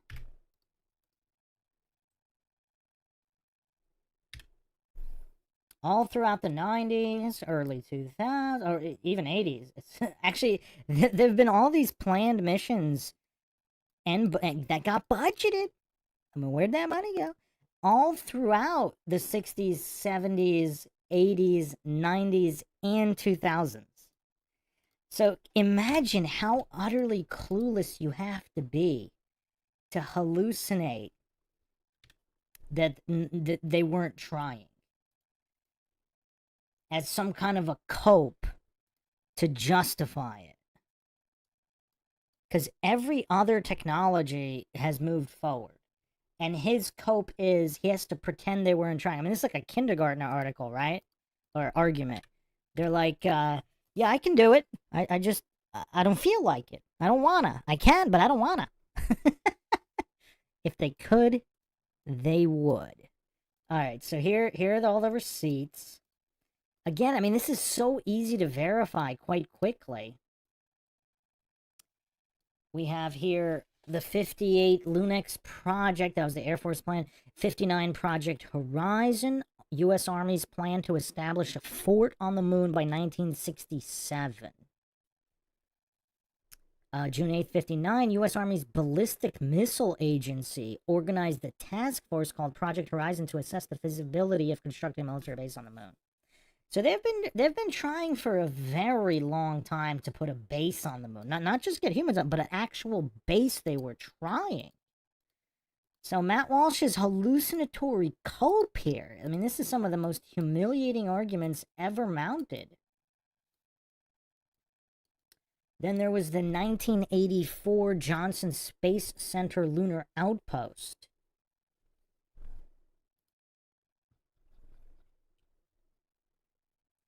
In 1984, with the space shuttle in service, a team based at Johnson Space Center made a feasibility study for NASA's return to the moon. It anticipated later studies in using NASA's planned infrastructure, the shuttle, a shuttle-derived heavy lift vehicle, a space station, and an orbital transfer vehicle to build a permanent 18-crew moon base sometime between 2005 and 2015. So they were trying pretty hard. Design details. I mean, I'm not going to go through all of this, but clearly there's a lot of work here. NASA was to have launched a lunar orbiting space station in 2008-2009 to support the creation of a permanently crewed moon base by 2009-2010. Whatever happened to that? The operational surface base would have contained an expanded mining facility. Lunar surface would have grown to an 18-crew advanced base in 2013-2014. Ultimate goal would be a self-sustaining moon base by 2017-2018. The following were the names of vehicles or mission steps associated with the JSC moon base. So they had all these satellites, all 90s, early 2000s, all the way into the 2000s dates. And let's continue here. I mean, look at all this trying.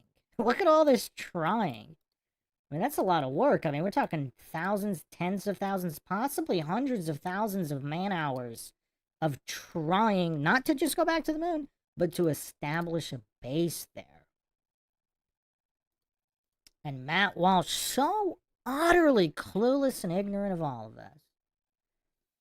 There was also the 1989 Space Exploration Initiative, 90-day study on human exploration of the moon and Mars. So they're also trying to go to Mars, not just the moon. They're trying to get manned missions to Mars, not just the moon. There was also the 1992-1993 First Lunar Outpost proposal, part of George H.W. Bush's Space Exploration Initiative. Although it did not gather much mainstream attention, NASA dedicated much time to assembling a detailed and thorough proposal.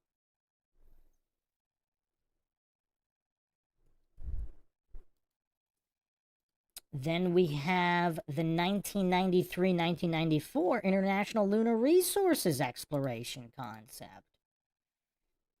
On the 20th anniversary of the Apollo 11 moon landing, George H.W. Bush, then the President of the United States, announced plans for what came to be known as the Space Exploration Initiative.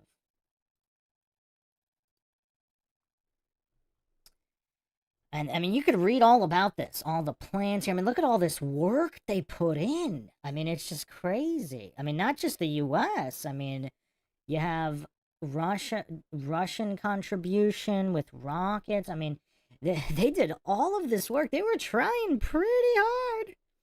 Then you have the 2005 Exploration Systems Architecture Study. The official title of a large-scale system-level study released by NASA in November 2005. The goal of returning astronauts to the moon and eventually Mars. I mean, look at all this work done. Just countless people working countless hours trying so hard. Then there was the 2006 reference architecture.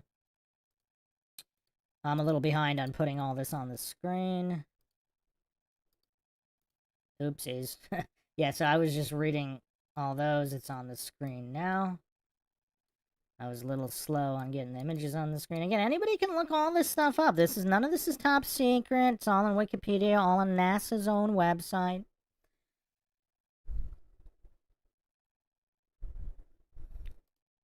But imagine thinking of a dumber argument than they didn't want to go back. I mean, all of this empirically verifiable evidence that they're putting all of these resources into going back. So the 2006 reference architecture, December 4, 2006, NASA announced the conclusion of its global exploration strategy and lunar architecture study. The lunar architecture study's purpose was to define a series of lunar missions, constituting NASA's lunar campaign to fulfill the lunar exploration elements of the vision for space exploration. The result was a basic plan for a lunar outpost near one of the poles of the moon, which would permanently house astronauts in 6 months shifts. I mean, these are very detailed. Reference architecture was established for this outpost based on the location of the rim of the Shackleton crater, located in the immense South Pole Aitken Basin near the moon's South Pole. I'm not going to go through all of this, but I mean, clearly, I mean, they designed all and developed all of this. Furthermore, there's so that was 2006. Now in 2008, there was another concept study. I mean, it's just like the work never stopped. So they never stopped trying to go back and stopped trying to put bases on the moon. So in 2008 here, There's the 2008 concept study, part of the Lunar Surface Systems concept study. Proposals selected and so they're even awarding contracts for all this. A lot of money changing hands here.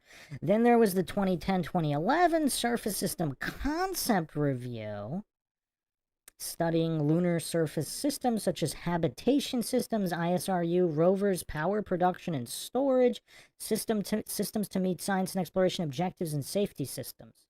The LSSPO was expected to conduct a surface system concept review in 2010 or 2011. And then, of course, there's the Artemis program. There was also the lunar... I mean, there's so many more here. I'm not even going to go through all these. Like, these are all more recent. So, again, Matt Walsh completely humiliating himself here by being so utterly clueless as to not know about all of these missions planned, outposts planned. I mean, they never stopped trying. They just, for whatever reason, didn't go again.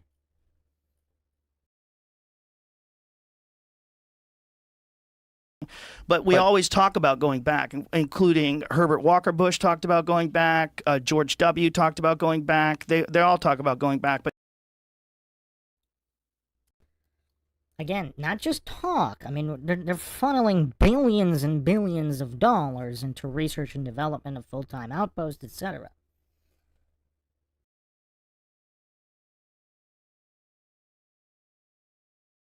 nobody ever gets anywhere. Well, I think that's because we lost the spirit and hunger for discovery. We didn't just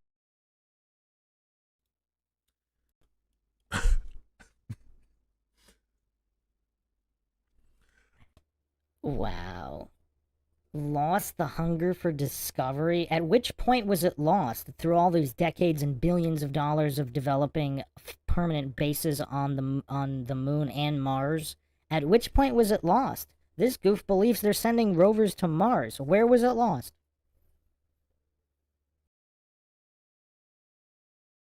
lose that. We lost all the technology from the Saturn V rocket. They don't even have that anymore. In fact, they don't even have the original film.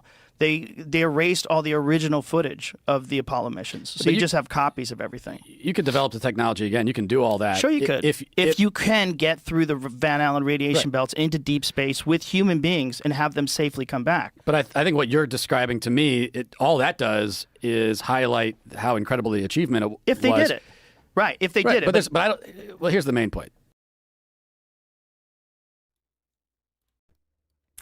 Look how uncomfortable the goof is getting. This is hilarious. Like, as much of a goof that Rogan is, it's hilarious that he's holding this goof's feet to the fire here because he's so uncomfortable because he knows he can't defend his position. I think subconsciously, at least, he knows how dumb he looks and how dumb he sounds. I mean, like, he's getting shifty here. He starts stumbling on his words. He doesn't know what to say because Rogan's really coming at him hard. I'm not sure anybody's ever pushed back on this goof regarding this subject. It looks like he's never actually had any kind of real debate or discussion on this. That's what it looks like. Because he just keeps spamming these circular reasoning logical fallacies and hand-waving away anything that doesn't match his dogma, his blind faith in the Church of NASA.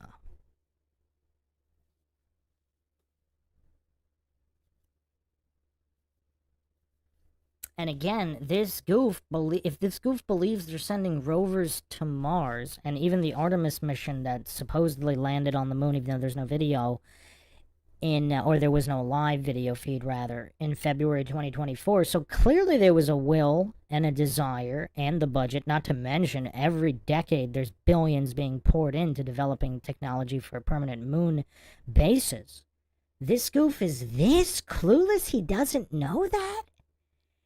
Like, is it possible to have a worse argument? Like, I'm having trouble here. Can anybody think of a worse argument than something this easily debunked and empirically verifiable about the billions of NASA, the budget into developing permanent moon bases and returning to the moon? They never stopped trying. They allegedly literally did it with an unmanned mission in 2024 in February. Like, could you think of a worse argument? Can anybody in the chat think of a worse argument than what Matt Walsh is spewing here? But it is kind of hilarious. So Rogan flip-flopped again. So, I mean, it's just weird.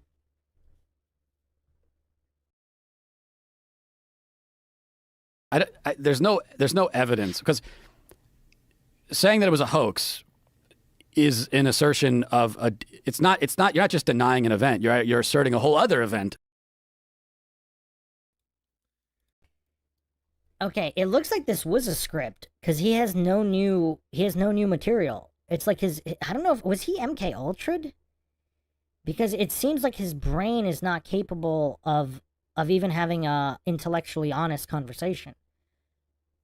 The moon landing deniers are not necessarily asserting a conspiracy.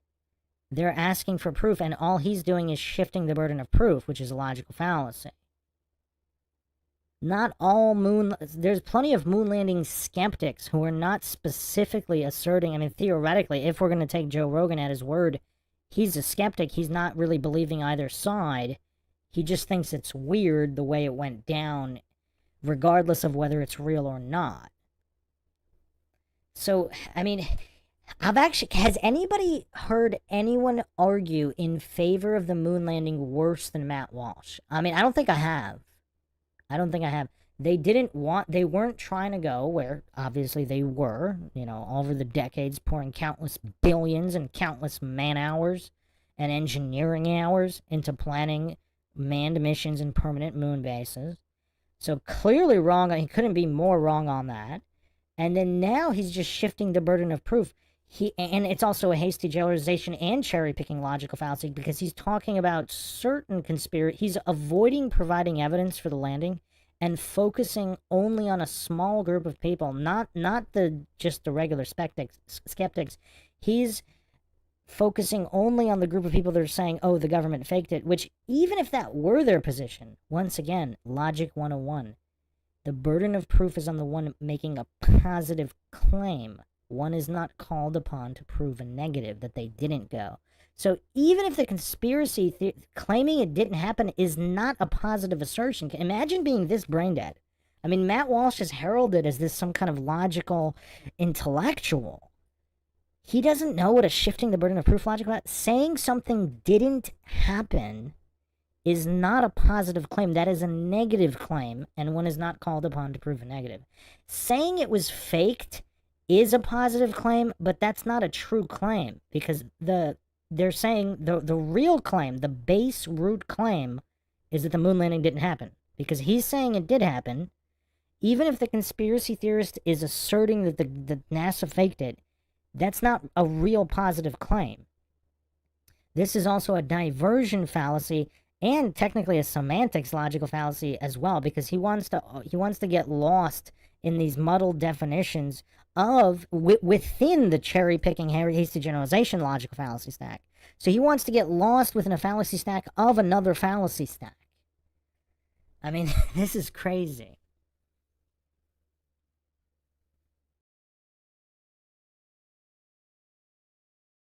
That you say happened instead.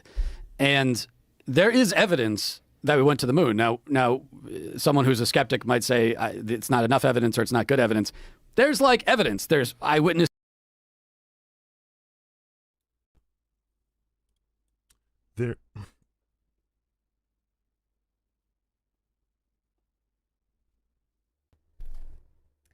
There's like evidence.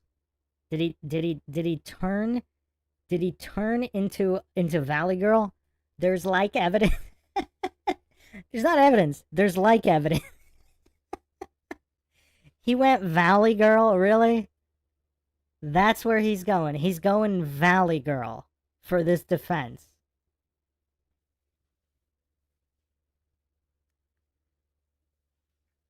Again, there's plenty of evidence for the fakery, and he's saying it's not good evidence. No matter how much there is, he's gonna always say there's not good evidence.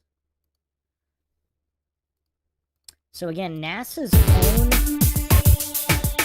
test here.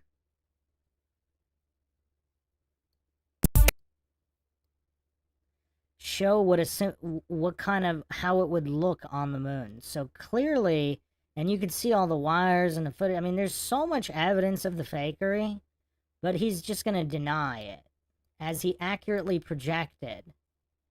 He's always gonna deny, no matter what. I mean, again, I went over all this stuff. There's EMF extraction.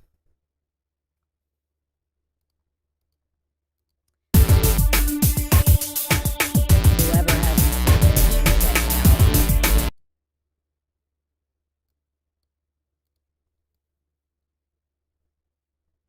where you can see the difference, EMF radiation showing the difference between artificial light sources and the alleged moon landing. So you can see, for example, if you go to the museum, the NASA museum, you know, take a photo, then you look at the alleged moon landing photos.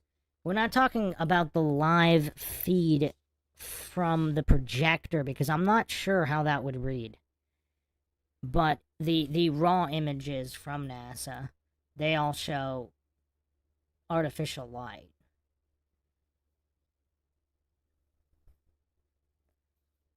I mean, there's just, oh, and that's the little, that right next to his feet, right next to the astronaut's feet, that little spool of gold wire, supposedly that broadcast all the way to Earth.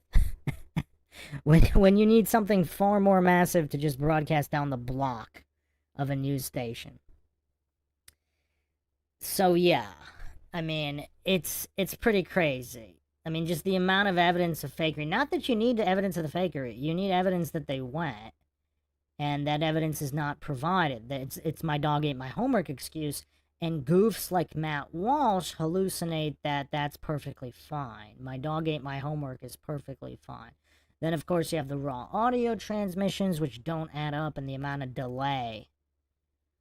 We're talking about the raw audio. We're not talking about edited. We're talking about the raw audio directly from NASA, who claim it's not edited. And then, of course, no impact crater. I mean, it's just the physics of everything. It's crazy. And then, of course, also the moon rocks that were tested are petrified wood from Arizona. So that's curious as well.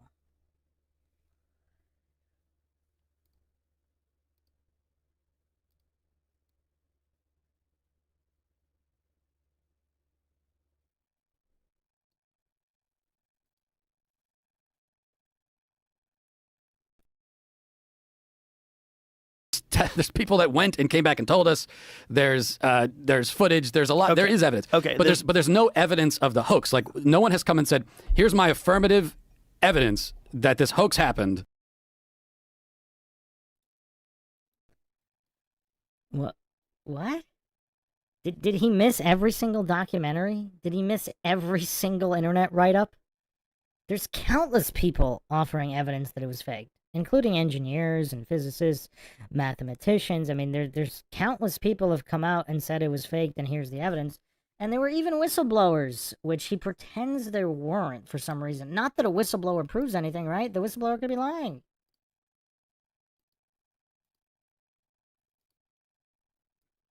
Project Slam Dunk. Insider confesses on deathbed regarding the moon landing hoax. And there was also a filmed confession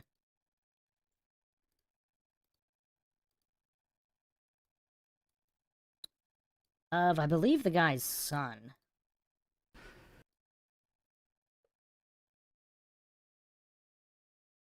It's never happened, right, as far as I'm aware. Okay. No one's ever provided that evidence. I see what you're trying to say. The evidence that they went to the moon, there's a bunch, right? There's moon rocks. That's one. There's lunar.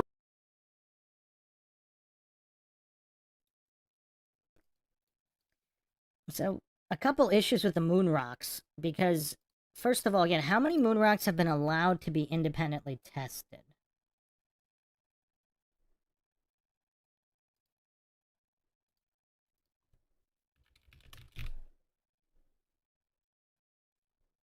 Furthermore, if the moon really is a solid object, I think, I don't know how many people bring this up.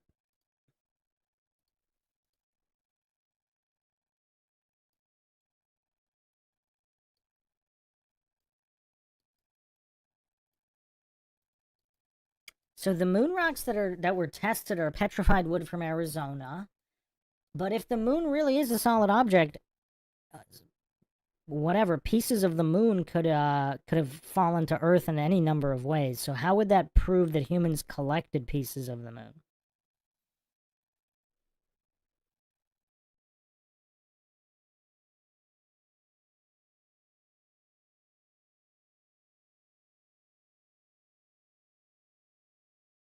Reflectors that they placed on the moon. That's another.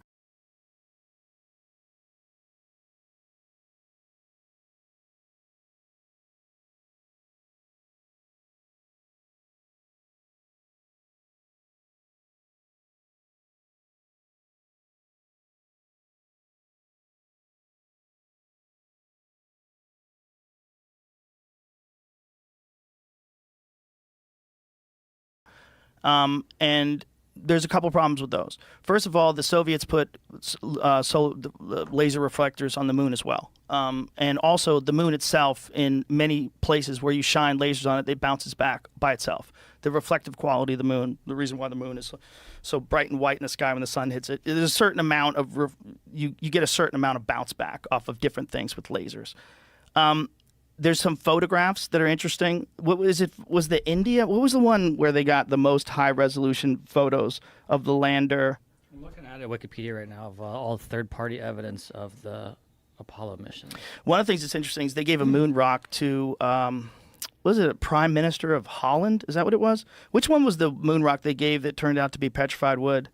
So the Apollo astronauts gave a moon rock to some foreign dignitary, and it turned out to be a piece of petrified wood.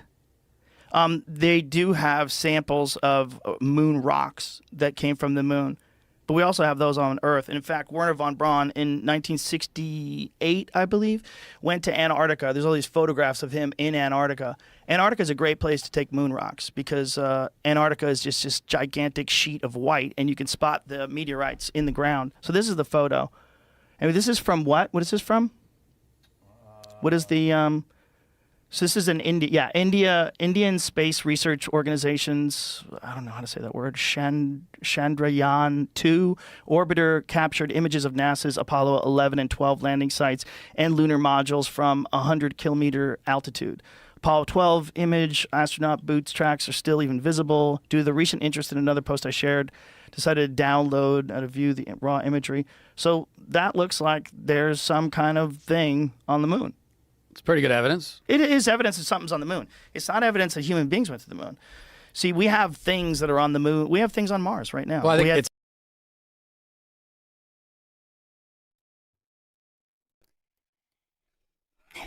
You know what's kind of funny, though? Rogan making good points is kind of hilarious because, I mean, he's so goofy. But these goofs, they believe that there's stuff on Mars, that they sent probes to Mars. But for some reason, reflectors are proof, or even rocks, because rocks can be collected by probes, theoretically, right? So if Walsh is the type of goof that believes that the rovers are all there, how are the rocks and reflectors evidence of men walking on them? I mean, this is basic children's level logic. At least Rogan is capable here. I mean, he doesn't look very capable, looking at his face, but at least the words he's using are he's capable of using just base level logic where Walsh is not. Or at least pretending not to.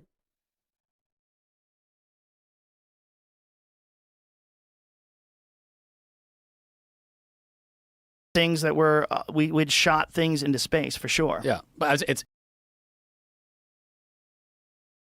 evidence.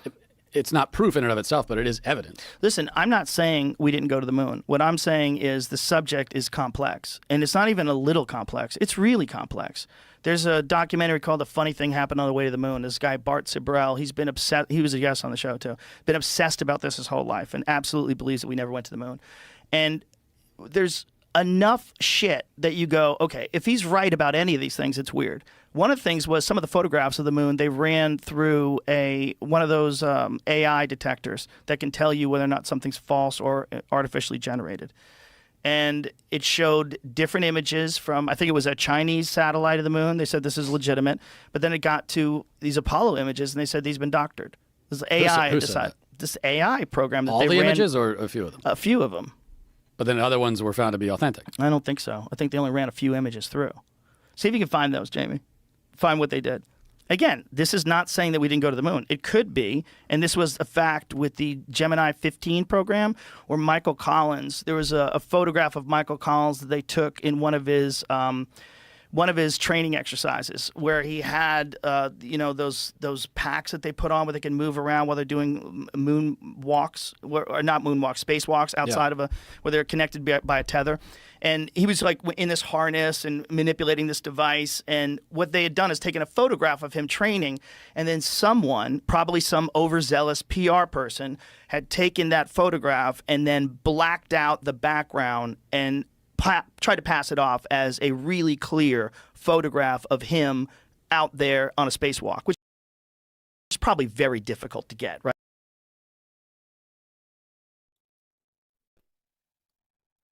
Who thinks Matt Walsh is going to address what Rogan just said about NASA caught faking photos? Is Matt Walsh going to address it at all? If he is going to address it, is he going to make excuses for it? Or is he going to be logical and intellectually honest and say, well, that's not a good look. That's a point for the conspiracy theorists.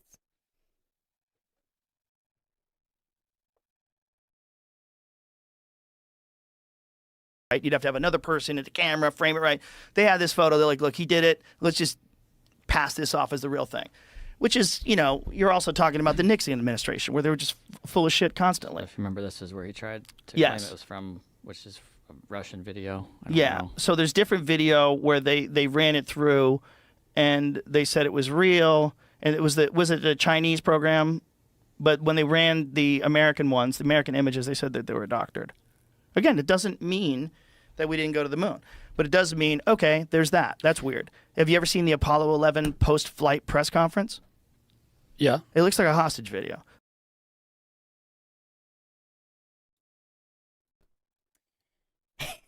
Look at how unhappy this goof is right now. Rogan just destroyed this goof. Again, I'm no fan of Rogan because Rogan's a goof. But Rogan obliterating Matt Walsh's argument. I mean, small children come up with better, kindergartners can come up with better arguments than Matt Walsh. I mean, honestly, we have to give Matt Walsh the championship for the most poorly defended moon landing position. Legitimate, that NASA legitimately landed on the moon. I can't recall anyone defending the moon landing poorer than Matt Walsh. Heracles in the chat saying, this is not going at all like Walsh thought it would. Well, yeah, there's no way Walsh would have agreed to come on if he knew Rogan would be demolishing his horrible arguments here. So, again, he didn't even address the proven fakery that Rogan brought up. Like, he doesn't even want to admit, he doesn't want to admit that NASA fakes anything. Like NASA is his religion. It's like his church. They can do no wrong. The church of NASA can do no wrong in the mind of Matt Walsh. So he can't even address any instances of proven fakery and fraud. Dojo in the chat saying, Matt Walsh is being made to look stupid. Well, he's kind of doing that himself. To devalue his Am I a Racist documentary. These gatekeepers are diabolical. I don't know. Because, I mean, he's making himself look stupid. If he had literally not said anything, it wouldn't have made him look that dumb. Or changed the subject. But he doubled down on his goofery, though. Or unless you're saying he's an actor and he's a part of it to make himself look stupid. Like, that's his role that he's playing.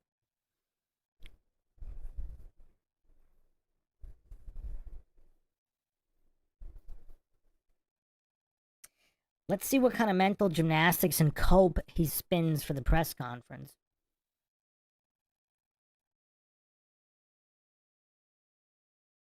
Looks like a bunch of guys who don't want to be there. They look real fucking nervous, and they look real deceptive. If you watch that video, it's weird. Well, but I think that's the temperament it requires to do something like that. Could be.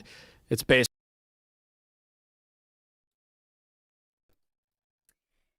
Wow. He really doubled down on pure stupidity. That's temperament? First of all, there's plenty of interviews and videos of the astronauts laughing and smiling, not to mention all of the... Because I'm assuming Matt Walsh believes in the International Space Station. I mean, if he's all about the Church of NASA, he thinks that's all legit. They're all smiling and laughing. What happened to temperament? I mean, the full conference, they do... I believe they do smile in one or two parts. They're not somber the entire time. I don't know if it's because someone made a joke. I mean, obviously, the press conference is weird. But think of the cope. So, like, everyone else that defended them, they're like, oh, they're tired from the mission. I mean, yeah, maybe, right? But he's saying that's the temperament required. They're required to be zombie-like and look upset and ashamed. That's the requirement for being an astronaut. I mean, just when you think Matt Walsh can't come up with dumber arguments. I mean, wow. I mean, this is impressive. I actually didn't think he'd be able to come up with dumber arguments. Color me impressed. I'm impressed, Matt Walsh. I'm impressed. I'm really impressed here.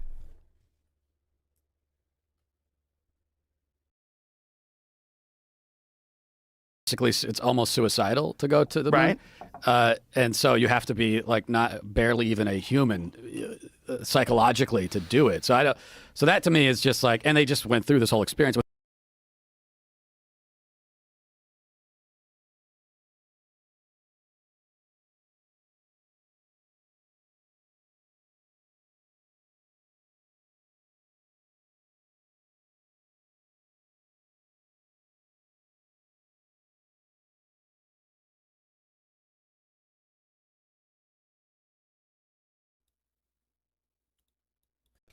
So I'm going to put an image on the screen here from the press conference. The press conference is not 100% somber and shame. So that's a mischaracterization. But here they are. According to Matt Walsh, you have to barely be human.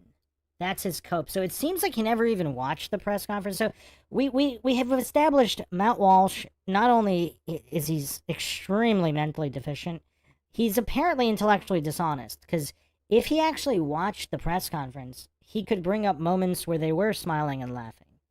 But instead, he pretends that you have to not even be human. I mean, can you imagine a dumber argument? I mean, yes, it's true that you have to be a risk taker, but I mean, military men are, right? Air Force or whoever. I mean, military men, any high-level government officials, I mean, you're putting your life on the line. That's a given.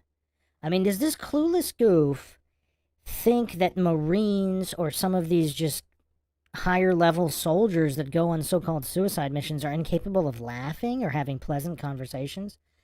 Like, I mean, Matt Walsh is really talented at coming up with the dumbest arguments possible. I mean, can you think of a dumber argument than saying astronauts have to barely be human? Barely even be human? I mean, what is wrong with this fool?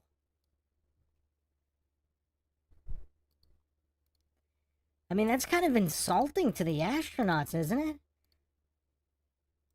Barely be human?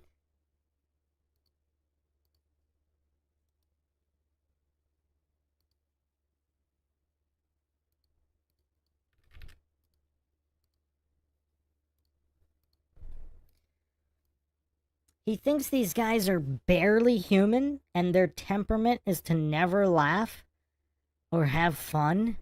Is that this goof's position? I mean, that's his argument? Is that these guys aren't human? Barely human?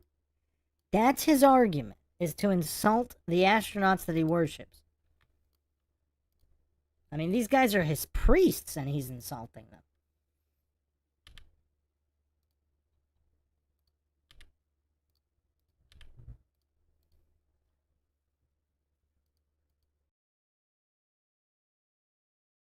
who knows what that does to the human psyche. To even just like be in the vastness of space, even on the space station, I feel like that would change me as a person, not necessarily for the best. But there's actually like a psychological condition that they talk about. That this sort of understanding that we're all connected. That it's like akin to a religious experience that many astronauts get when they go up to the space station and look down at the Earth and go, "Oh my God, what are we doing? Like we're all together in this thing, and we're so alone in the universe." And for us to be fighting over these trivial differences and these stupid lines in the dirt that we draw, when we are like just clinging to this ball in the middle of everything. So then what would you say, or someone who is a full-on believer? Not a full-on believer. Someone who is a full-on believer in the moon hoax, what would they say to my other point that there is evidence we went to the moon? You can try to nitpick the evidence. Mm-hmm. There is zero evidence of a hoax.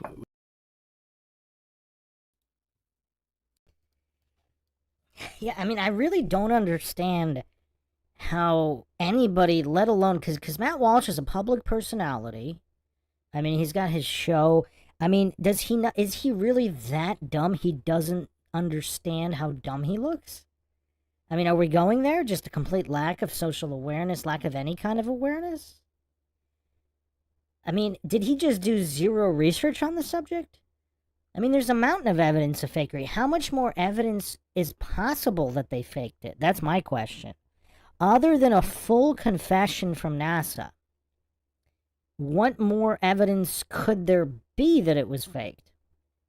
There's actually even more I'm going to cover, including the orange juice spill on the outside of the supposedly contained spacesuit. But anyway,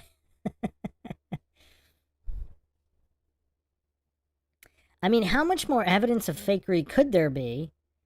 I mean, it's just weird. J.O. says, yes, he looks like his office is his mom's basement.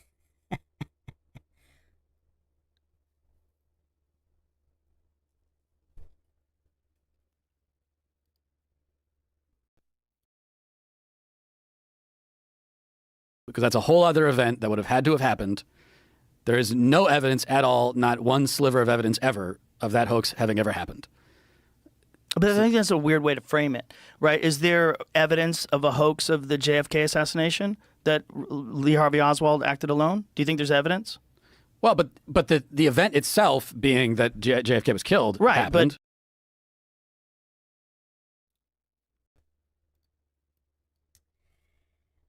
Here come the mental gymnastics. Well, some people actually think he wasn't killed and he's still alive. But yeah, I mean, this is so weird. I mean, Matt Walsh is really getting roasted, and it's kind of hilarious.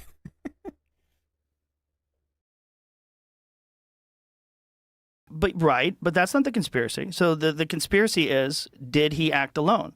And is there evidence that he didn't act alone? What do you think? I'm very skeptical that he acted alone. Yeah. Right.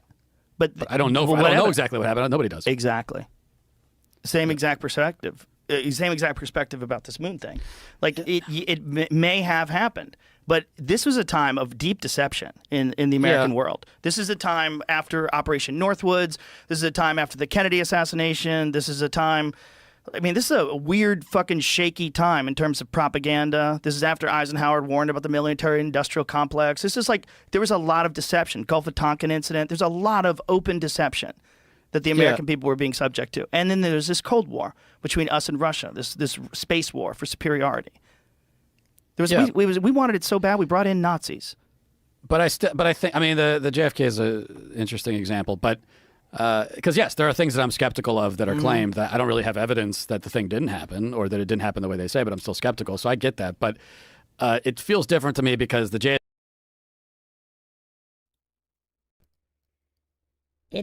It feels different to him. What if a man feels like he's a woman? Does that make him a woman, Matt Walsh? What if he feels like he is? Because Matt Walsh feels that the moon landing is a different conspiracy than other conspiracies. He feels it. Because who needs evidence? Who needs to think logically or rationally when you can use your emotions? Matt Walsh feels like the moon landing is a different type of a conspiracy. It couldn't have been faked. But what's his argument for a man who feels like he's a woman?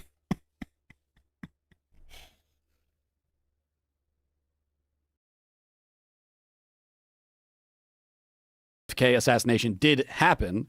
The question is, how did it happen? But if we're going to assert that a major historical event, probably the greatest, the most significant historical event in history, or one of them, did not happen at all.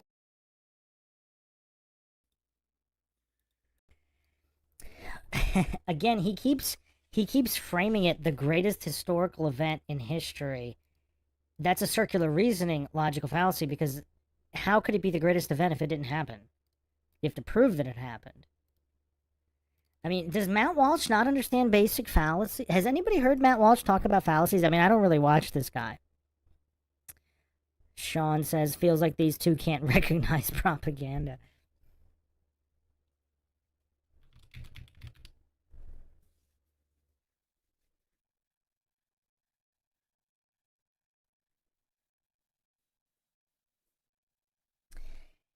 I mean, saying my dog ate my homework, I mean, that just seems like a weird...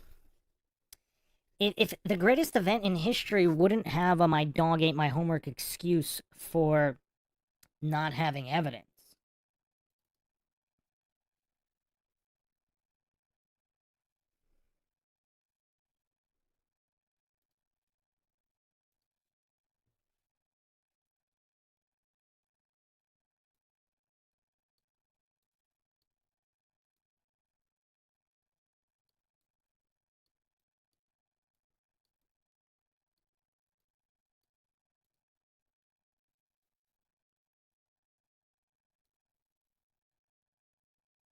Just give me a second. I was gonna bring the receipts for it.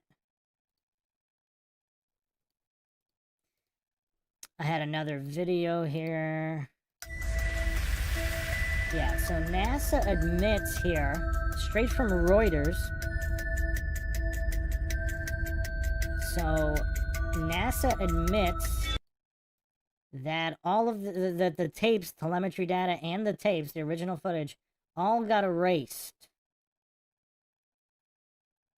So if it truly is the greatest event, wouldn't there be evidence of it? Or is Matt Walsh that utterly clueless he doesn't know that all the evidence was erased? Alleged evidence?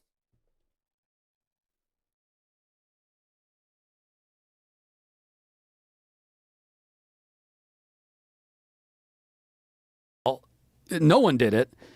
Then, like I said, that's so what you're actually claiming is that some other thing, they went somewhere and they pulled off this hoax and they planned it and they did, like an event happened where they were faking it. Right. And so what I would want to see, has anybody come out, any whistleblower ever, to say, hey, I was involved in the shoot, or I'm in Hollywood, I talked to a guy who was there. Well, that's not even evidence. You know, the real evidence would be some sort of documentation, some sort of a way to go over, like, there's a binary code that shows the distance between the Earth and the lunar module at every stage of the journey, but that's missing. That stuff's missing. All the tracking data's, they can't find it. All the original footage is missing. And that could just be people who are really bad with historical items. That's possible.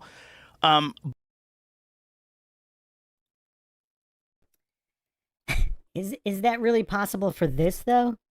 I mean, they have original copies of all these random politicians' speeches from over 100 years ago. They have George Washington's handwritten letters, allegedly, if they're his. They at least claim to. They didn't claim to lose them. You can find them in the Library of Congress. But the alleged greatest achievement in the history of mankind, like I brought up this example. I once knew a guy who stored, I think it was birdwatch. He stored all his stuff. I think he was a bird watcher. He had those old magnetic tape storage for computers, like back in the 90s. He still has each and every tape. We're not talking about anything major, worth billions of dollars, with, you would think, many redundancy systems set up. Like, I have redundancy for these streams, so when YouTube deletes them, like the Eyes of Cappy stream, it's actually kind of crazy. 2 of the redundancies actually failed on that stream. Crazy. Luckily, I have more than 2. And I don't have billions of dollars like NASA does. I'm not claiming to do anything that's the greatest achievement in the history of the world.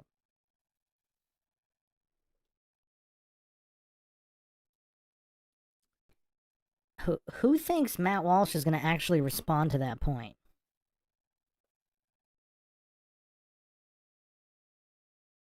But to say that faking the moon landing would be a bigger achievement than actually going to the moon, I would say only if people could actually go to the moon.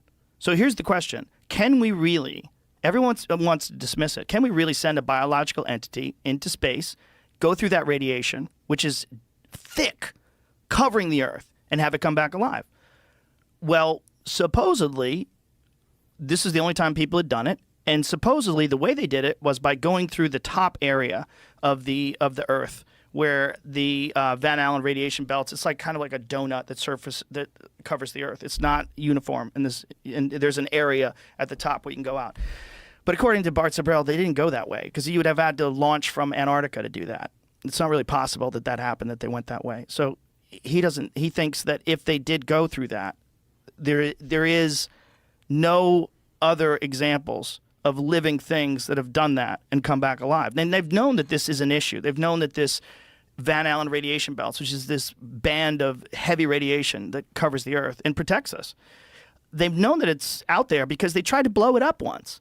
There was a thing called Operation Starfish Prime where they launched one of several nuclear bombs into the radiation belt to try to blow a hole through it. And unfortunately, When did that happen? 60. God, was it?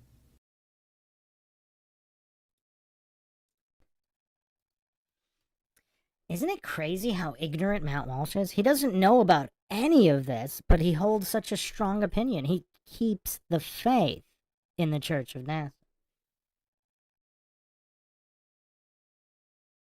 67 maybe? It was Starfish Prime. But it did the opposite effect. Why did they do that? Just for the They wanted to see what happens. shits and giggles? Well, they had so much power, and you've got nuclear bombs, and you can't blow people up, but you're still doing studies. So they're doing tests all throughout Nevada, and that's what killed John Wayne. John Wayne got cancer because he was working on a set doing a western right next to where they were blowing up nuclear bombs. Like 200 people on the set got cancer. Starfish Prime high altitude nuclear test conducted by the United States, a joint effort of the Atomic Energy Commission and the Defense Atomic Support Agency, July 9th, 1962. So this is like while Kennedy was in office. They were trying to figure out we will get to the moon, not in this decade, but in the other, or whatever he said. High altitude nuclear tests. So the thing it did, unfortunately, was it supercharged the bands, and it made it have much more radiation. Not only that, it blew out power in some parts of Hawaii. I think it cooked a few satellites. Right? We talked about this the other day. It cooked a few satellites. Okay, so can I ask this though? Do we have examples? So we're saying, well, we don't know if a human can go through the Right.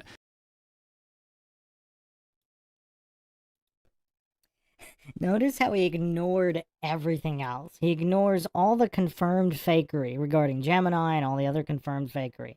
He ignores all of the critical evidence to support the moon landing being lost. Telemetry data, original landing tapes. I mean, everything lost. He ignores the moon rocks being petrified wood from Arizona that were independently tested.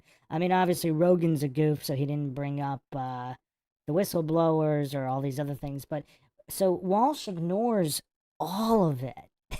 And he doesn't think that's strange. I mean, I'm actually kind of happy that that Rogan's blasting this goof right now. I mean, Rogan's actually being relatively polite and holding back a lot, but you can tell Walsh, like, because it's a little different to make a video calling moon landing deniers canceled when nobody's there to point out your clueless goofery.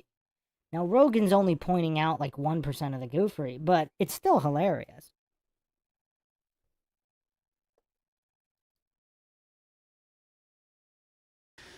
I would say, well, we do know because they did. If they did. Well, but if Listen, we know they. I mean, this is just downright pathetic. We know they did because they did. I mean, just think about how pathetic this argument is.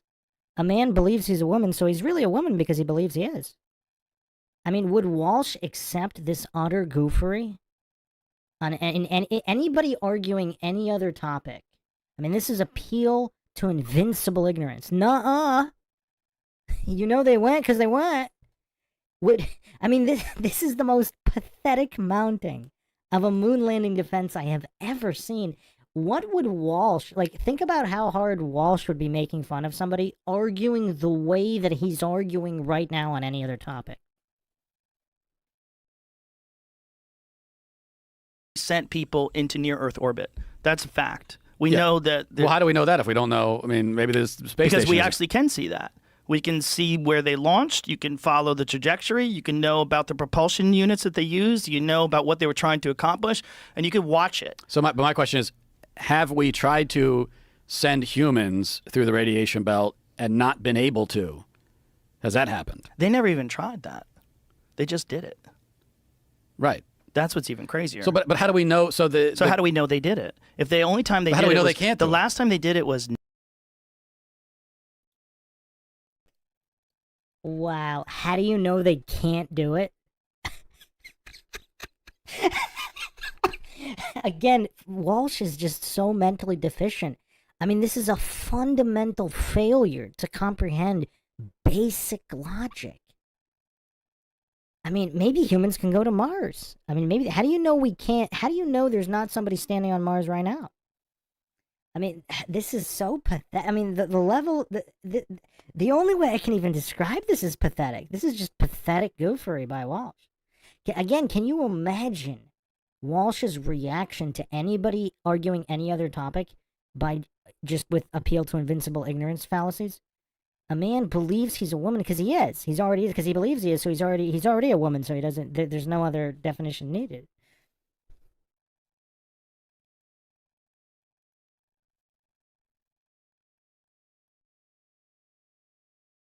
$1972. You don't think that's a little weird? Not really. No. Listen. I don't think even it's if they weird. did go to the moon. Let's say I'll say they went to the moon. It's fucking weird. Everything from 1969 is easier, cheaper, and faster to reproduce today, except the moon landing, except space travel. I just don't think but there's we a will. thought, what? I don't think there's a will. Do you know how much?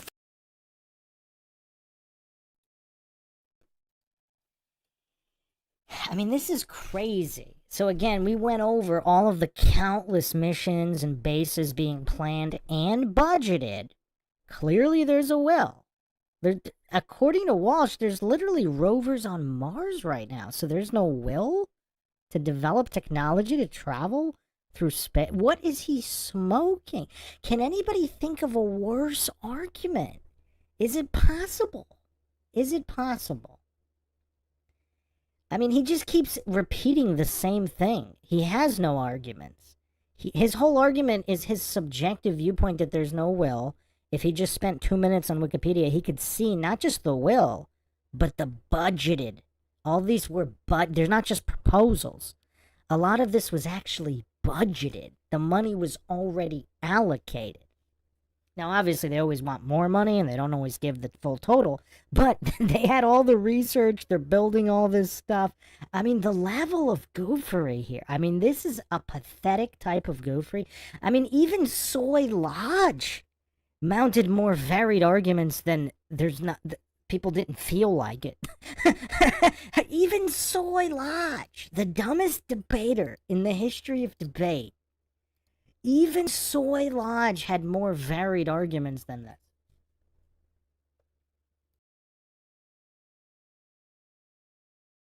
Fucking resources there is on the moon? Do you know how many valuable minerals are on the moon and trillions of dollars of things that are very difficult to find in the United States are on the moon? I don't think the people in the 1960s, the American people cared deeply about going to the moon. I don't think that these days I think we should care about that, but most people don't care about. If we found out that we didn't have to dig for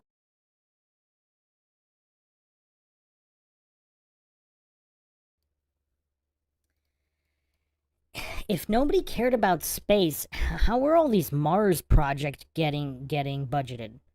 Is Matt Walsh that dumb he doesn't... Wait, when did he put out his rant? Was it after Artemis? Artemis's alleged landing, non-manned landing? Where they couldn't get a live feed going. So there's no will, yet they're doing a landing and they can't even get a live feed. I mean, this is crazy. I mean, just the level of goofery here. I mean, I really didn't think it was possible to sound dumber than Walsh sounded defending the moon in that one video. But Rogan just obliterating him here really illustrates the level of goofery of Matt Walsh.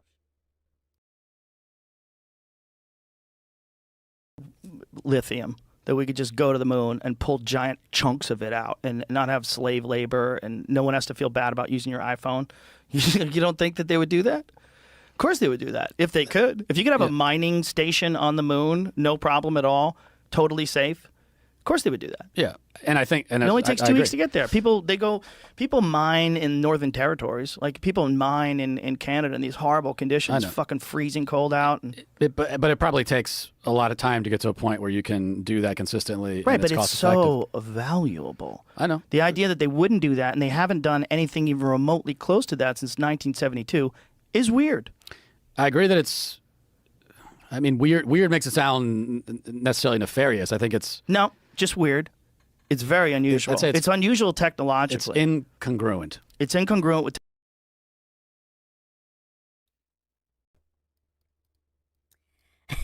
Is Matt Walsh a woman? I mean, he's arguing very emotionally here, like some menopausal woman. He's so triggered he can't even admit that it's weird. The most he can muster is incongruent. I mean, I'm actually surprised he even mustered that. But look how triggered he got. He couldn't even agree that it's weird. So is he that deficient at basic English? He thinks weird means nefarious? What? What? I mean, this is crazy.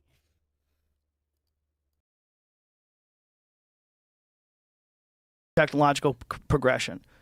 That we have that with everything else. Everything else. Phones are in your fucking pocket now, and they have more computing power than the entire cluster that they used to launch the Apollo program. The Apollo program was a fucking giant room full of computers. Your phone is significantly more powerful than that. Yeah. Everything else got better, except that. We thought that people were going to be going to space all the time. You ever watch that TV show Space 1999 when you were a kid? No. You're younger than me. There was a stupid show called Space 1999, and they thought, boy, by 1999 we'll be flying around spaceships and people will be living on the moon. Every time they've done, like in the past, like after the moon landings, every time they did any sort of like science fiction movie, it always involved like colonies already established on the moon and on Mars and people traveling, because we thought that was going to happen. Orville and Will were right? Think about the launch of the first airplane and then the launch of the Apollo program. It's only like 60 years. It's kind of crazy.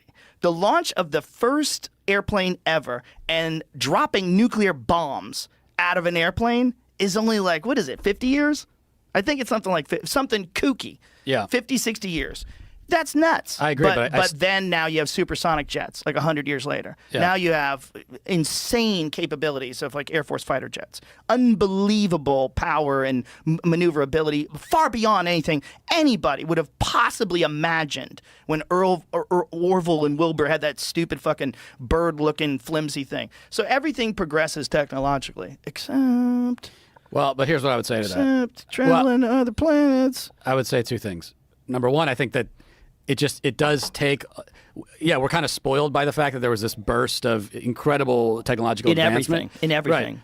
In It do- automobiles. It doesn't necessarily. Not every facet of technology is going to continue at that pace.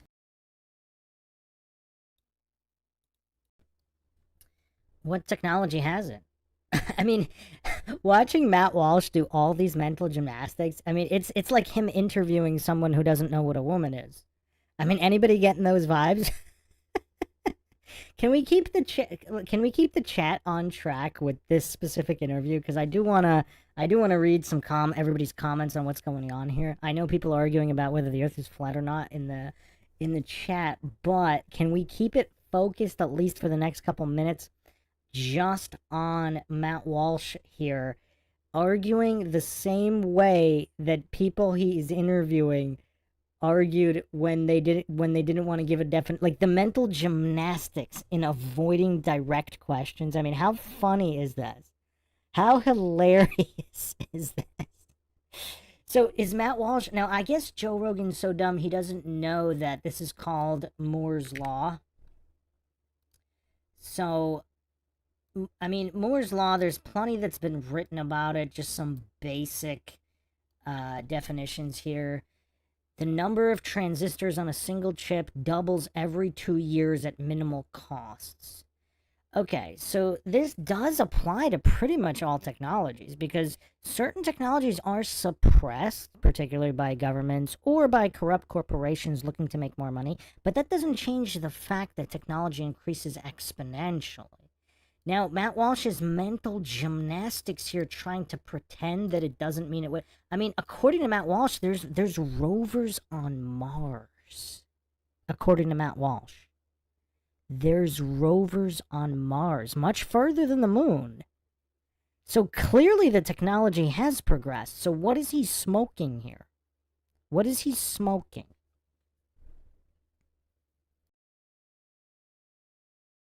Forever into an infinity.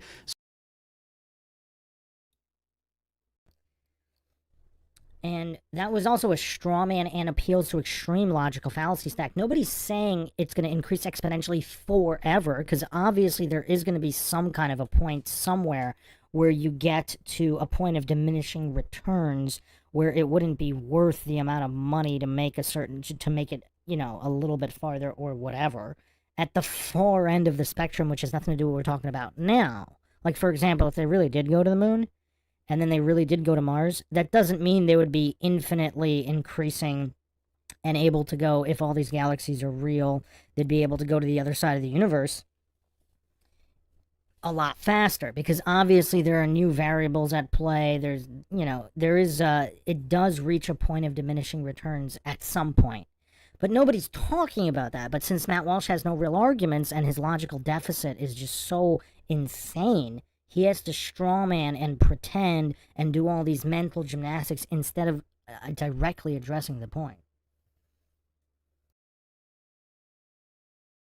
So I think it does take, especially if you take a historical perspective, a longer-term historical perspective, it just takes a while to get from one thing to the next. It hasn't even been that long. I mean, 1969 was not. Wow. So he's stuttering. His cope is it hasn't been that long? What? Are there rovers on Mars? How long did that take?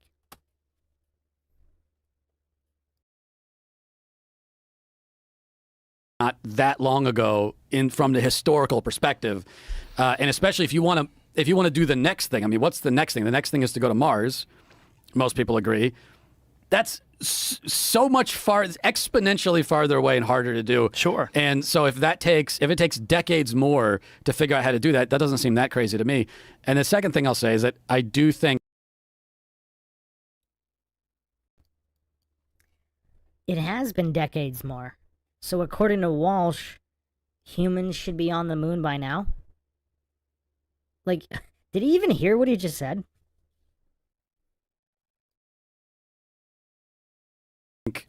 I get your point about resources on the moon. There's a reason to go back. I agree, you know, practically speaking. But it's just true that it requires a society that deeply values exploration for its own sake and is willing to make the sacrifices, is willing to send people off to do things just for the sake of exploration, knowing that they might die. I think we have almost no appetite for that now.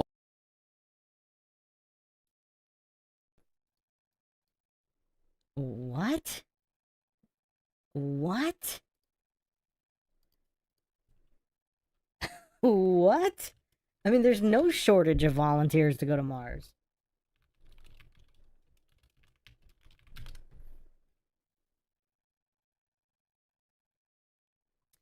The most amount of astronauts was in the year 2000. They had 149 active astronauts. So way more than during the Apollo program.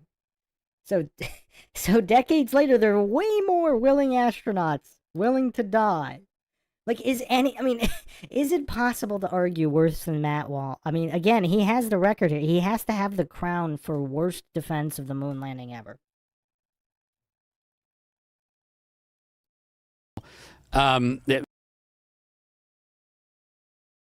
Maybe the Challenger explosion was, you could point to that as the time when we sort of just, we have no appetite for people. We don't want people to die for this anymore. I see what you're saying. Here's the problem with what you're saying. The American people don't get a say in whether or not we do things. Like, they don't get a say in whether or not we make a space shuttle. They don't get to decide whether or not we establish a new space station. No one talks about it. They just do it. Like, we barely get a say in how much money goes to Ukraine. Yeah, but it's got to be funded. Right, but how much is funded to go to Ukraine? Like, all of a sudden, they had $175 billion.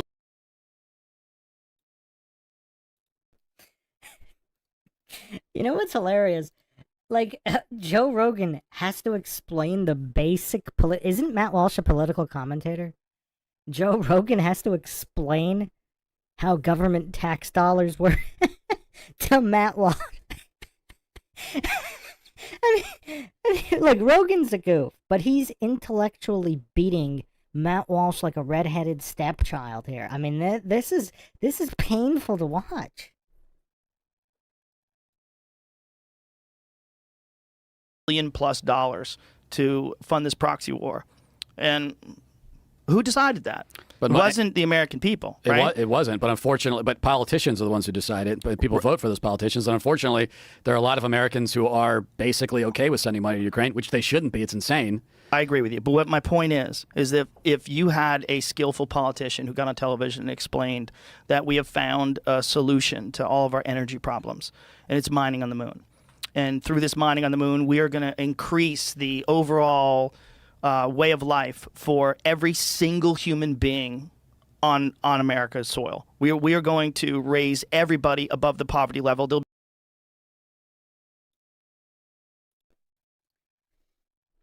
You know what's crazy? They could do that right now with all of the minerals and resources in Alaska. Or even Antarctica. But let's just say Alaska. They could do that with Alaska, but they just don't want to. But isn't it kind of weird hearing Joe Rogan make coherent, logical points? This is weird. It's been a long time since Rogan's done that.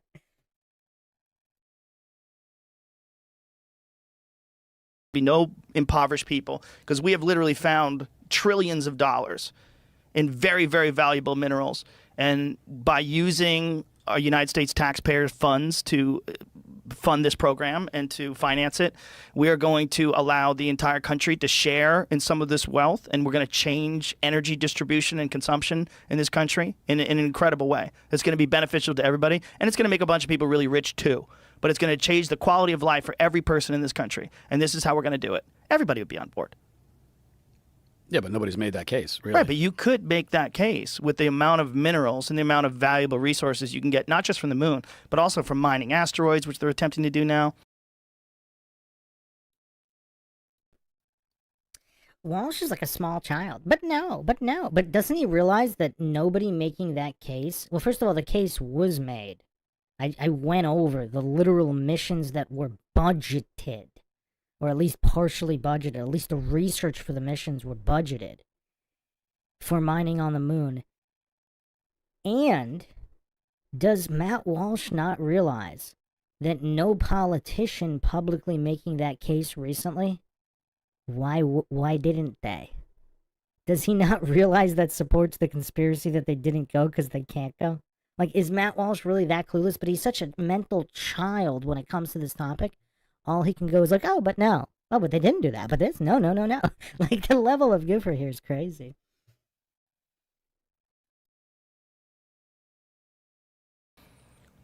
If you can get people out there, if you really could get people out there.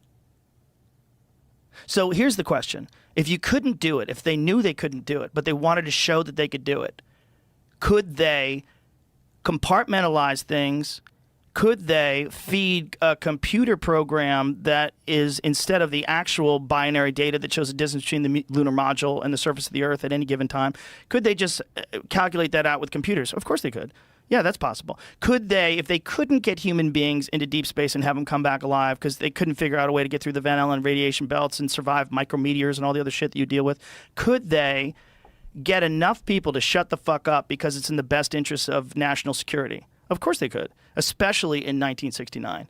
People were fucking terrified. They had just killed the president 6 years earlier.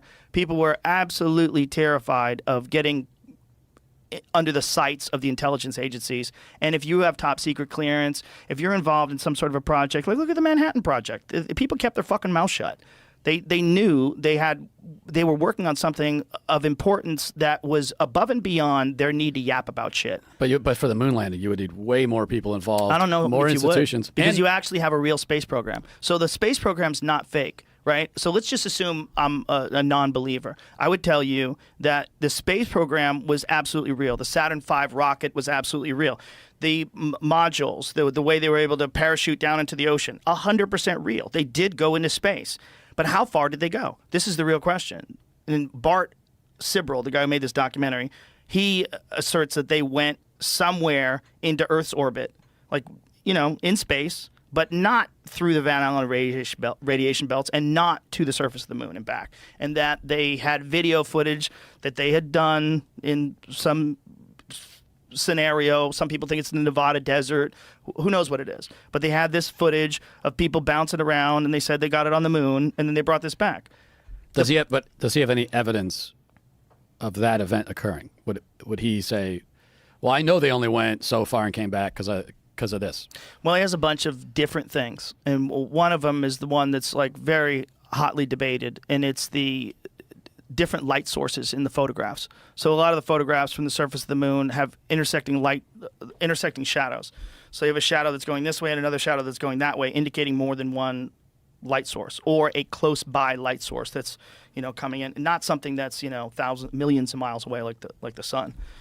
There's those. There's the photographs. There's the photographs that run through AI. He has this other video of what looks like them filming the Earth through one of the round portal windows with everything blacked out in the cabin. And then they pull down the things that were blocking off the other light sources, and the cabin floods with light, and it looks like they're in near-Earth orbit. And it's very confusing because you're like, well, what is that video? What exactly is going on there? Because if they really are in deep space and they really are filming this small image of the Earth because that's all they can see from 200,000 miles out, well, why, when they take those things down, does it look like the whole cabin is filled with light? Why does it look exactly like they're in near-Earth orbit? But that still goes back. Have you ever seen it? The specific? You want to see it? Sure. For shits and giggles. Yeah, because we're in the middle of this stupid conversation. It's a fun one. It's one of the most fun of all conspiracy theories. Because if they did it, wow. First of all, if they killed the president, wow. And it seems like they kind of did that. So if they did this too, like what else did they do? Like what other hoaxes were played on the American people if this is real? That's why it's fun. I'm not saying it's real. But it is a it's not as simple as the Earth is flat. That's a stupid one. But this is a fun one. This is a fun one because you're dealing with the kind of power with complete control over the media, complete control over newspapers and what they reported, the interest of national security, the Cold War with Russia, the space war with Russia.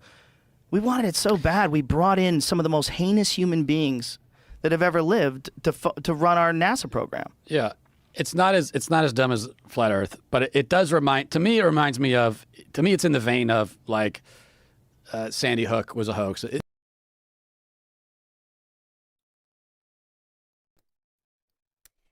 To him, because he feels like it. What if a man feels like he's a woman? Would that make it?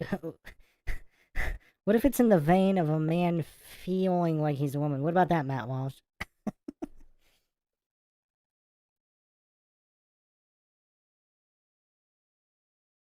No. Well, I'll tell you why. That's heinous. Not morally. Let me show you the video. Okay. Jamie, you got that? Funny thing happened on the way to the moon. I know, but I can't. Is he hiding it? You know what's kind of hilarious here, too? Matt Walsh is such an insecure narcissist. He can't even say, let's move on to a different topic. Like, he's willing to just sit there and humiliate himself as long as it takes because he's that triggered and he can't admit it. That's the other thing that's kind of hilarious about this.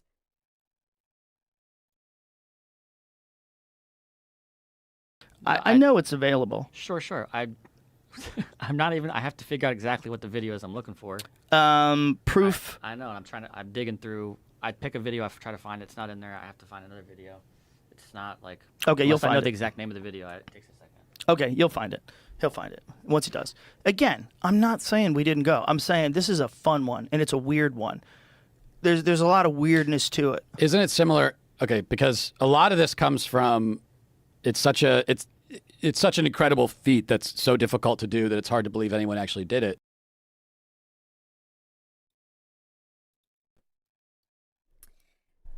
Kind of like for Matt Walsh, it would be such an incredible feat to fake the landing. It's hard to believe anybody faked it.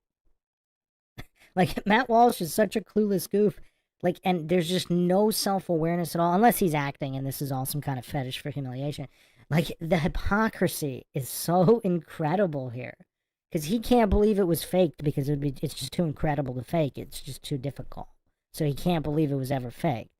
Like, the same line of reasoning that he's attributing. But again, this is all a straw man anyway. Because a lot of just basic logic would dictate extraordinary claims require extraordinary evidence. So whenever somebody says, my dog ate my homework, already, like, you have to raise an eyebrow. You're like, you did this incredible thing, but you lost the evidence that proved that you did it. Now, for Matt Walsh, who's devout, his faith in the Church of NASA, he's so devout, it doesn't matter how much evidence they lose, he's a true believer. So he's going to keep the faith no matter what.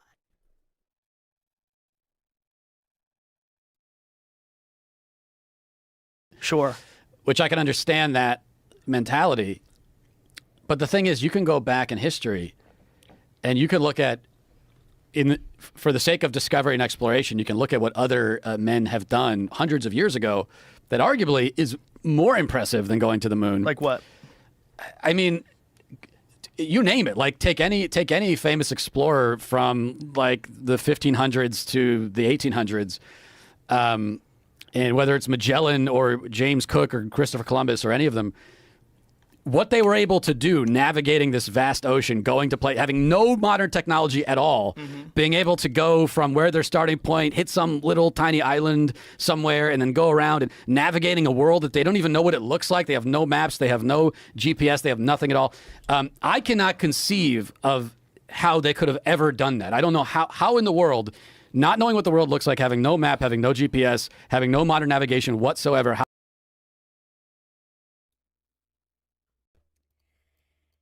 I think if I ran this through the logical analysis system, it would definitely break the counter. Because, he just strung along, like 20 fallacies there? I mean, he has no clue what they did or didn't have. And there were maps. There were early maps. There's actually a pretty cool book, Maps of the Sea Kings or something to that effect. Some of the oldest maps in the world. And they also use the sextant, allegedly, to navigate using the stars. So just because, again, this is appeal to incredulity fallacy by Matt Walsh, because Matt Walsh is so dumb, he doesn't understand how they could have done that, because he's so mentally weak and mentally deficient that he can't comprehend how people can navigate using the stars. It's just crazy. Little Star says, Matt Walsh is a walking fallacy. It's funny because they used to call guys on steroids, especially in MMA, walking pharmacies. He's a walking pharmacy. Matt Walsh is a walking fallacy. Yeah, I guess we can go with that.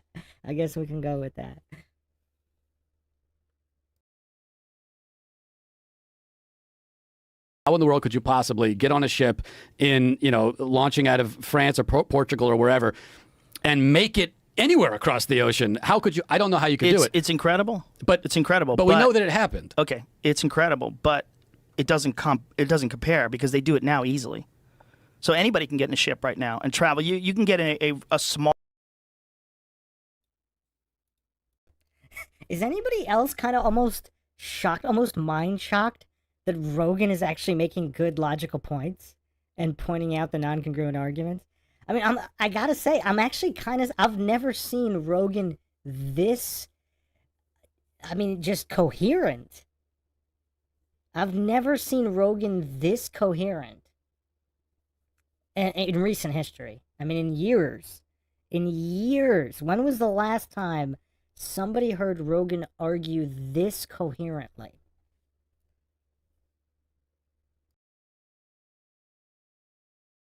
Small boat that you have enough resources and you have enough gas and you can travel through these routes. You can do it. It took them hundreds of years, though. But you can do it right now. So it's way easier to do now, right? So it's something that they did that's incredible, no doubt, no argument. But something that can be reproduced today easily. Or at least possibly. I wouldn't say easily. It's a task. But it also took centuries to get to the point where it could be easily But it got better right after each one did it because they had maps now. And then they also used their sextants, and they understood constellations in a way that most people don't today. And sextants are, if you actually use them correctly and you understand which way the tides go and which way the water currents are going, which way the flow is happening, they had a deep understanding of the currents of the earth. They knew travel lanes, and they knew which ways they could go with ships. So applying that to the open ocean, applying that to these continents they weren't even sure were there, it was very iffy, very dangerous, very courageous. But once they did it, then everybody else could do it easier. And then they started doing it better and better. And then people started coming to America, and then and now here we are. And now anybody can get in a boat. Anybody with enough resources can have a boat that can travel those routes. No one can just say, I want to go to the moon today and get their private moon craft and fucking shoot off into the atmosphere and land on the moon. So no one's done that since 1969.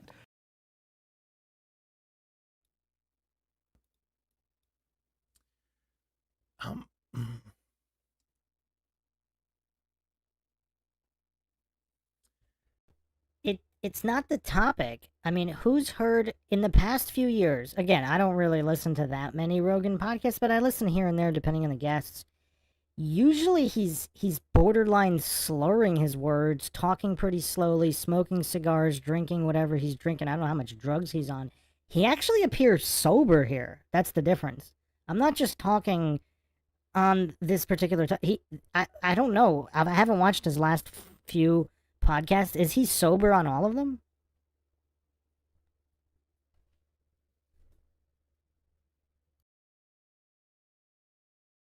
That's a recent occurrence in terms of like human history, but not technologically. The technology from 1969 is not even, it's like cave people shit compared to what we have today. So you really can't compare the courageous, amazing deeds of these early explorers, because what they did was absolutely fantastic. But they left a clear record of how to do it, and then each person improved upon it, and now it's easy to do. But it was still, I mean... The spacecraft travel is not. There's nothing like that. I would say 100 years from now, perhaps, maybe. Christopher Columbus was 300 years before James Cook, I think. The technology they were using was not that different. It was pretty similar. It didn't progress that fast. Well, they had maps. They had maps, and they had sextants, and they had a detailed, at least crude understanding of the shape of certain continents. Like there's maps from the 1500s. There's maps from before that. There's plenty of maps that are rough estimates, and pretty good job actually. The cartographers back then were astonishingly good because it was so valuable to be good at that. Now this is the footage, so let's just watch this. So this is Neil Armstrong talking to Houston. So give me some volume. Another segment. All I don't think we can do that. Why is that? We're not watching the movie. All right, so let's do this. He and I will watch it with the sound on, and we'll tell everybody else to just go to the website or go to the YouTube video. So we don't get pulled off of YouTube. We'll watch it, and we won't say anything, and then after it's over, we'll come back. So play it, because I want them to hear it. air after review. That's enough. So what do you think about that footage? I mean, it's interesting. Yeah. I'm at a slight disadvantage because I'm going to assume that people have addressed some of those issues. So, Matt Walsh is just, this is so obvious that he's so dogmatic, as he said. Instead of thinking critically and using his own brain, his first reaction is, I'm going to assume other people have addressed and debunked this. So he doesn't even know that they did, but he's just going to assume they did so that he could keep his faith instead of being logical, objective, scientific. I mean, he can't even interpret what he just saw for himself. He has to instantly, in his triggered stupor, he has to instantly assume other people have addressed and rebutted these points in order to keep the faith.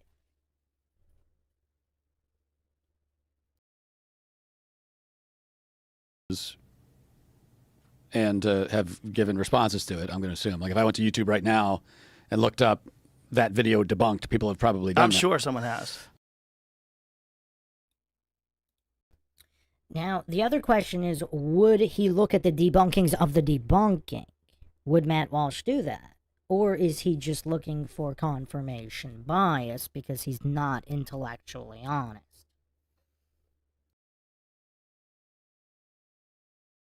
So I don't know what their response would be. So it's interesting. I just don't see it. So to me, I listen to that and I think, well, that's interesting. I'd look into that to figure out what. The first thing I'd want to know is, okay, here's your claim, the claim they're making. I need to know what is the official narrative, let's say. How do they respond to that? Because I know they do. Right. So I need to know that. Well, here's two problems with that video. One, the English accent. Those motherfuckers. If they want to sell you something on late night TV, they use an English accent because it makes someone look more intelligent, more sophisticated. The crescent insert. Why would they fake any of it? And then they got you with the music. The music is manipulative. So they're manipulating you in two ways. They're manipulating you with the woman's voice, and they're manipulating you with the music. The music. Wait, so you're saying they are manipulating you with the video? I'm saying they most certainly are manipulating you in that video. That video is not just the video. So what I would rather have is just the video and watch that. But we do get to see them say the distance they are from the Earth. Here's a couple of questions, right? What does it look like? What is the shine from the Earth from 200,000 miles out? And maybe in order to be able to film that, you have to block off the light from all those other windows because even though it's 200,000 miles out, just like the moon lights up the sky on a night where there's a full moon and you're outside, you can see. Like a really good full moon with a clear sky, you can see the ground. It lights it up. And the moon is 1/4 of the Earth's size, and the moon is 250,000+ miles away. So if something is 4 times bigger than the moon and the blue from the Earth's oceans, like when you see it from the space station, it is powerful. I mean, it is a potent reflector of sunlight. So you could say that he's just ignorant about how much reflection you would get from the surface of the Earth from 200,000 miles away. And even though they are filming,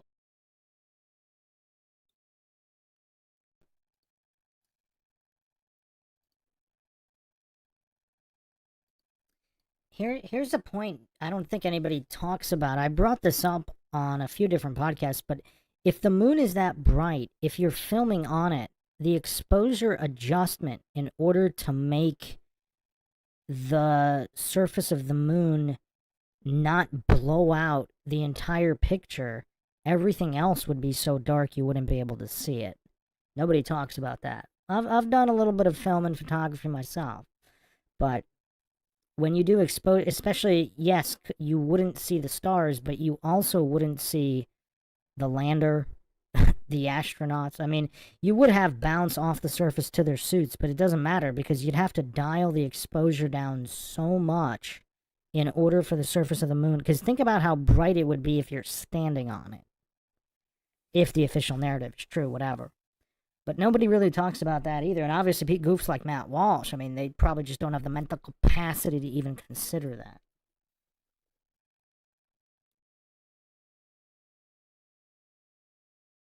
filming it by blocking out all the lights and filming it through this window. That actually is the Earth. That's actually what it looks like when you're in deep space. You could say that too. You just don't know. And it's hard to figure out what's what. It's hard to figure out what's what. But when you see a video like that, you just go, okay, what is that? And I don't think it's impossible to fake people going to the moon. I think it'd be very difficult. It would require a lot of people to be on board. But I also think it could be compartmentalized.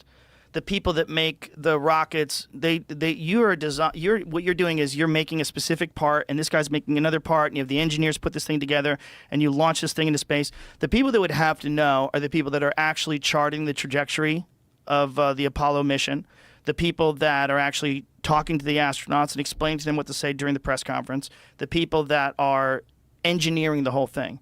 And you could probably get away with doing something like that with a few hundred people. And you could get a few hundred people of high-ranking people that have top-secret clearance to keep their mouth shut. You could. I would need some kind of solid evidence of that to believe that's true. And Yeah, me too. This to me, there are some things that we call conspiracy theories that I think are, clearly true. There are some things that we call conspiracy theories that I think are maybe true. But there are conspiracy theories that to me are just that. They're not even theories, really. They're just kind of like fanciful, projections.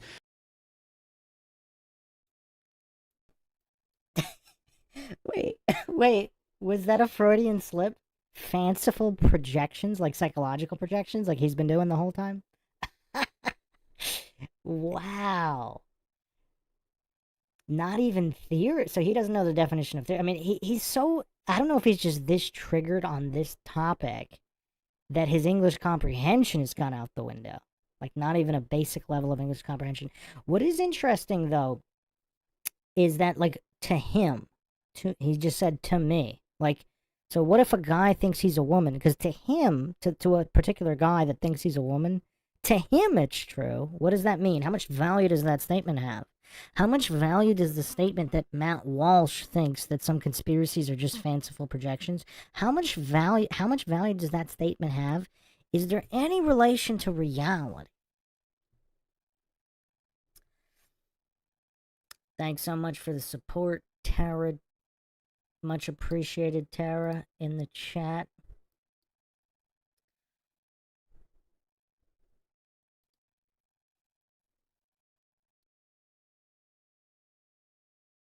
And the ones that I don't find convincing are where they usually start with, there's a so-called official narrative of a thing that happened. Mm-hmm.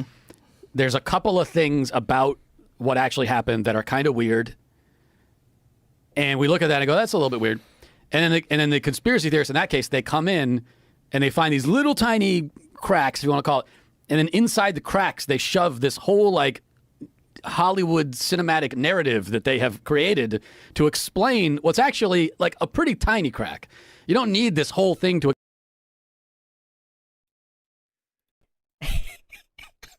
Wait, this goof thinks them losing all the evidence, losing all the telemetry data, thousands of reels, is a tiny crack. He thinks them not being able to go ever again, despite billions of dollars and countless programs invested, is a tiny crack. He thinks the EMF extraction showing artificial lighting is a tiny crack. He thinks the moon rocks that were independently tested turning out to be petrified wood from Arizona is a tiny crack. He thinks the wires in the footage are tiny cracks. He thinks the footage looking identical to slow motion footage shot on Earth, looking like the same amount of height you would get on Earth with a simply adjusted frame rate for slow motion, is a tiny crack. He thinks the transmission over countless thousands of miles with a tiny little transmitter pointing the wrong way on the moon to the Earth is a tiny crack. I mean, this is hilarious.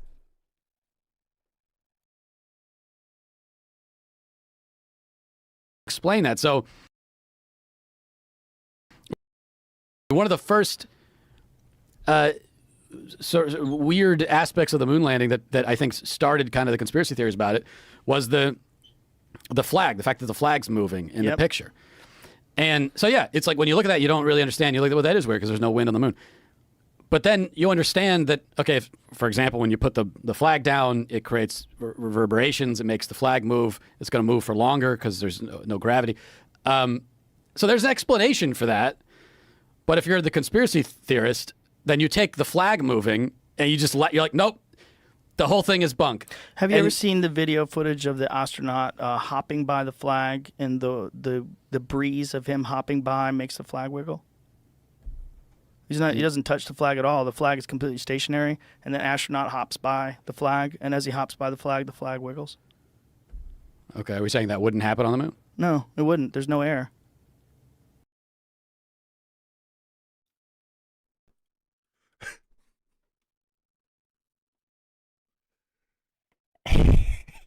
I mean, I don't know how much I can keep going here, actually. Look at this goof's face. So he doesn't know whether or not that would happen. I mean, look how clueless his face. So he doesn't know anything about even alleged moon physics. He doesn't even know about the alleged scientism. Wow. I mean, this is crazy. He's so utterly clueless about all of these arguments. Like, this is the last person that should even be discussing this topic. I mean, look at his goof face right now. Look at his goof face. I mean, that's just that's the face of cluelessness there. Are you saying that wouldn't happen? So the moon randomly flapping without anybody touching it.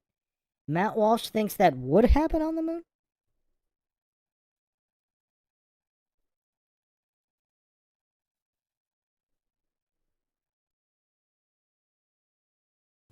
Yeah, okay. I haven't seen that. We'll No. show it to you. It's weird. Listen, what you're saying is And are we sure he- entirely correct. Everything you're saying is entirely reasonable and correct.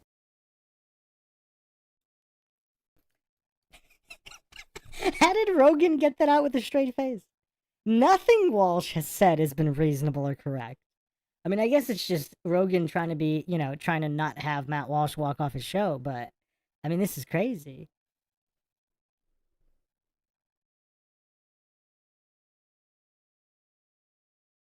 If they actually can get through the Van Allen radiation belts. If they can, this is stupid. This whole thing's stupid. But if they can't really do that, and they never have done that, and the only time they say they've done that is these missions, it gets real weird. And since they haven't done it since then, it gets real weird. And it's not just that. There's other video footage. It's not just the one where the guy's hopping by the flag. It's other ones where it looks like they're on wires, where they're being pulled up, where they fall down, they're being yanked up. The whole thing is weird. There's a lot of weirdness to the footage. The physics don't line up exactly the same. If you go to the early days of the like Apollo 11 footage, and you look at the difference between when they were playing golf and jumping around the moon, they move different. They cover more distance.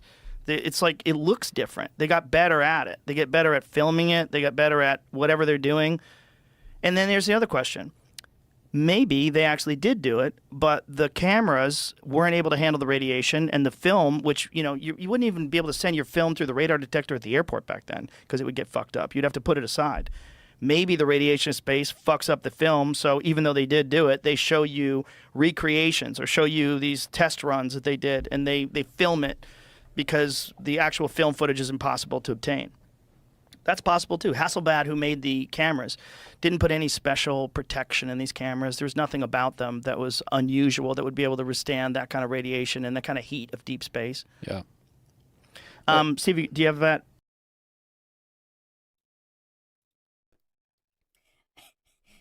Matt Walsh's mustard response was, yeah. That's all he has. But yeah, it is actually kind of shocking to hear Rogan make this many good points.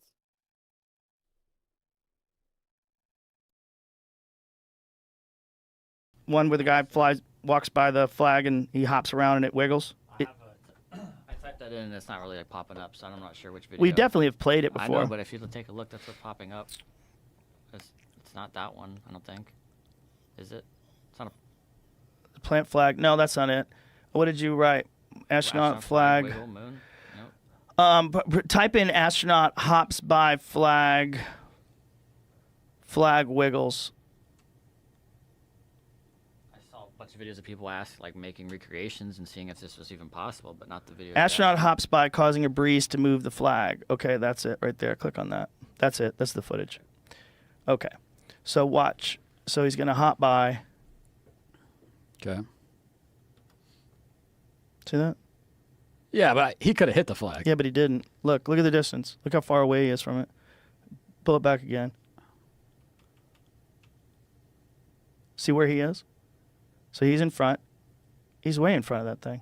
He hops by and it wiggles. I don't know. He's in the suit. The suit's pretty clunky. Yeah.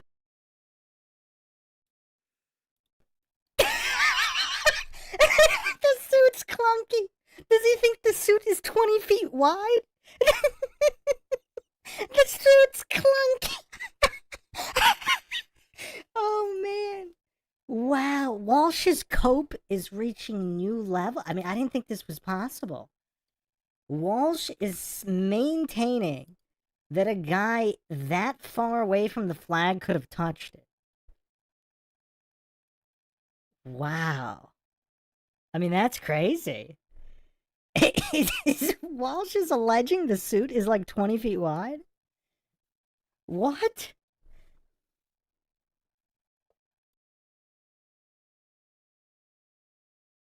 But he's not close to it. Look at the perspective. Let's look at it.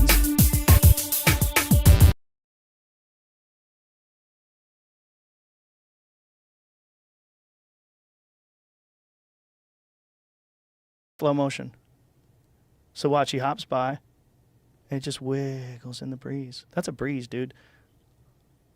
So that might not have actually happened on the moon, okay? That might be footage that they filmed in the Nevada desert, and the footage they got on the moon got all fucked up, and so they tried to pass that off on people, and they thought that no one would know. It doesn't necessarily mean we didn't go to the moon, but that does look weird. And it's just not, it's not one thing. If that was the only thing, you'd be like, oh, well, who knows? But there's a lot of them. He could have hit it. I mean,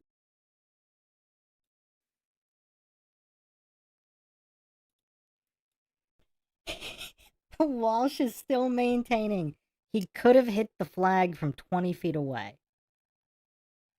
I mean, this goof's cope. I mean, have we seen cope this delusional before? What? I mean, this is like a little 4-year-old. No. I still did it. I did it. Like a 4-year-old trying to maintain something that clearly didn't happen. Against all logic and reason.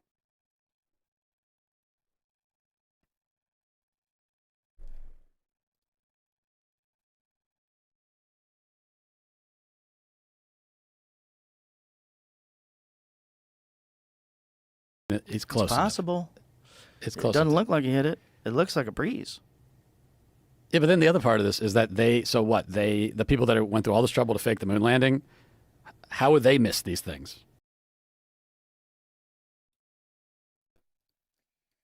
So instead of addressing what he just saw, he's immediately spamming diversion fallacies. Like, instead of looking at the evidence right in front of his goof face, he's immediately doing the mental gymnastics to grasp other fallacies. I mean, this is crazy.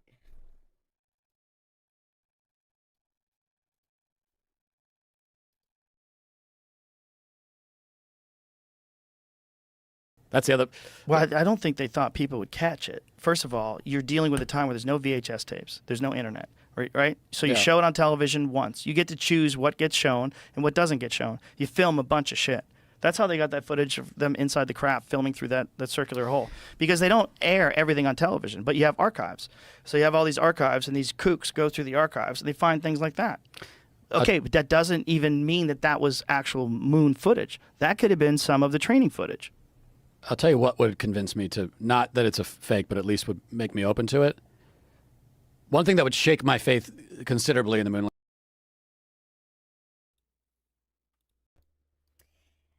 We got to give him credit here. At least he admits that it's religious faith and dogma. It's blind faith. So he admits it's not rooted in logic or reason or science. I mean, this is big. We're making some progress here with Matt Walsh.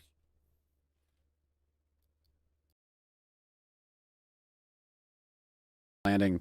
If Elon Musk were to come out and say, yeah, I don't know about this moon landing thing, then okay, fine. Because, and I'm not saying this is my whole reason for believing it happened, but Elon Musk, first of all, if the moon landing was fake, he knows it was. He knows it was fake. Sure. He's the richest man in the world. He's shown zero concern for, propping up official narratives at all. Right. So he's a guy that would know if it's faked, there'd be no reason for him to continue that narrative if it was fake. In fact, he could even say, they faked it. I'm going to do it for real. I'll be the first one to go to the moon because they faked it. And he hasn't said that. So I also find that to be pretty compelling. The fact.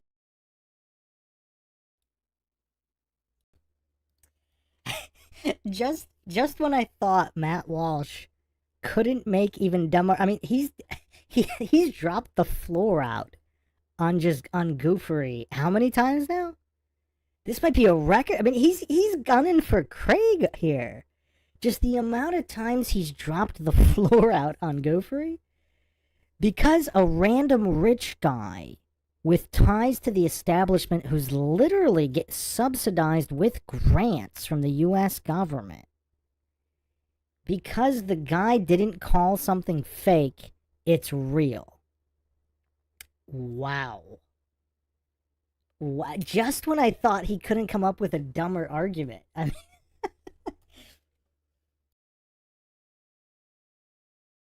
that he, as someone who would know, that's the other problem is that you and I, and most people that talk about this, we have no like direct access to knowledge about space. This is all being given to us by other people. So you got to go to people that are working with this stuff. And so the fact that he has no time for this theory at all, I also find to be persuasive. It's good. It is persuasive, definitely. But also, he has a contract with NASA, and he has to be very careful about what he says and does. And for him to say something incredibly insane, like we never went to the moon, even if he believes it, that would be a big risk with zero reward.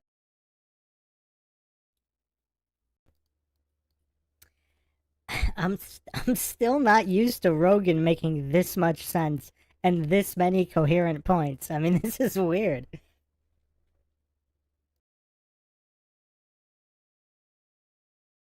Because there's no way to prove, as you've said, there's no way to prove that we didn't go to the moon.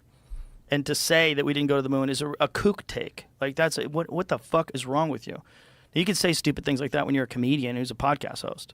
You know, but if you have contracts with NASA and you run SpaceX and you are legitimately making some of the greatest breakthroughs in space travel that human beings have ever known, like what they're doing with those Falcons when they have them land, fucking insane. Insane. Come back and land. I mean, we've never been able to do that before, and it's all because of Elon. I mean, if he really is going to get people to Mars, something has got to be addressed eventually as to, you know, if they do it and they pull it off and it's easy and comfortable, okay, we probably did it in 1969. If they go to the moon.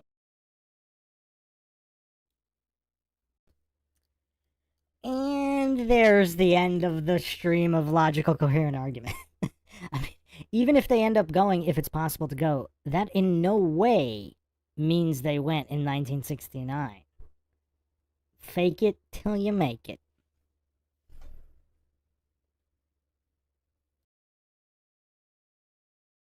And there's no problem going through the Van Allen radiation belts with no particular insulation other than what the spaceship had? Maybe. Yeah, they probably did it. Well, But I will say, I don't even, the moon landing hoax idea it's barely even a kook take anymore. I think it is, but you're probably in the majority with your take on it.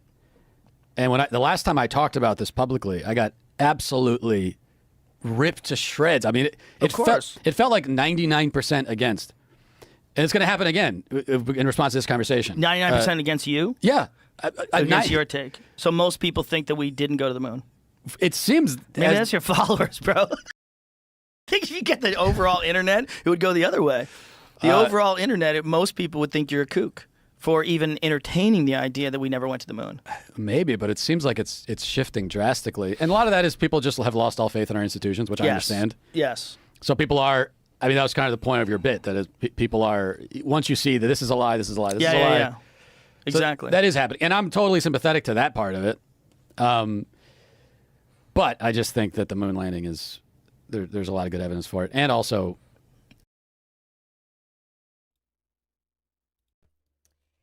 There's a lot of good evidence, but he can't name a single legitimate piece of evidence.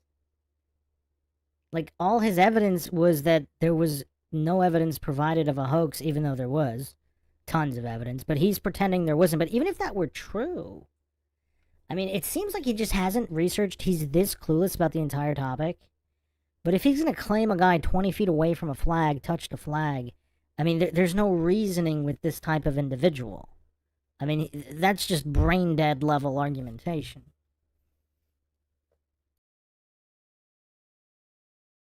You know, this is an emotional argument. Yeah, it's an American thing. It's one of our greatest achievements as Americans. Sure. Like, you gotta pry that from my cold dead hands. I mean, you gotta really. Wow. I mean, Matt Walsh is being honest here. It's faith and emotion. That's all he has. So if a man emotionally believes he's a woman, what does that mean, Matt Walsh? Like, it's an emotional argument for him. Or her, whatever. I mean, just the level of go for it here.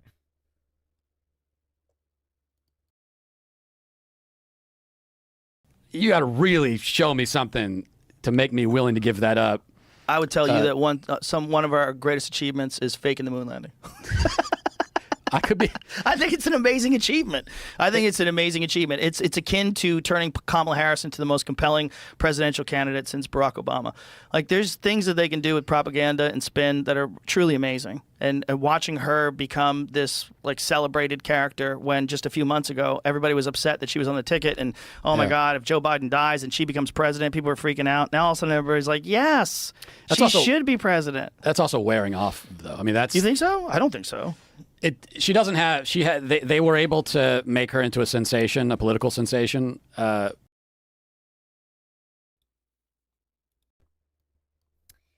think that's the end of their flat Earth talk. But man, that's actually a pretty good way to go out with Rogan. I mean, wow. I mean, has Matt Walsh ever looked this bad? I mean, how do you recover from this level of obliteration and goofery? Most of it was self-obliteration. But I mean, Rogan did his part. Rogan roasted him pretty well, as deservedly so.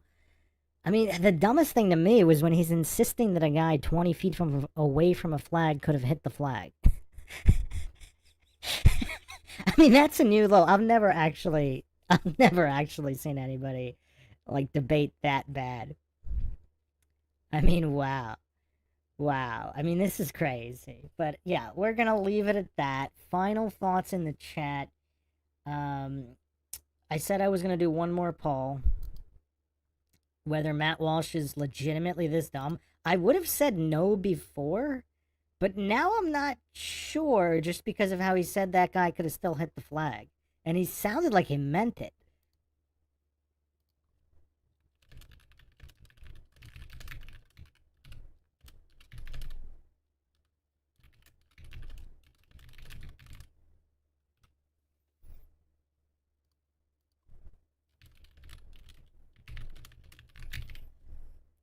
So let's see what everybody in the chat thinks, and then we'll wrap this one up. I mean, this was over 3 hours now of Walsh humiliating himself. I mean, this is crazy.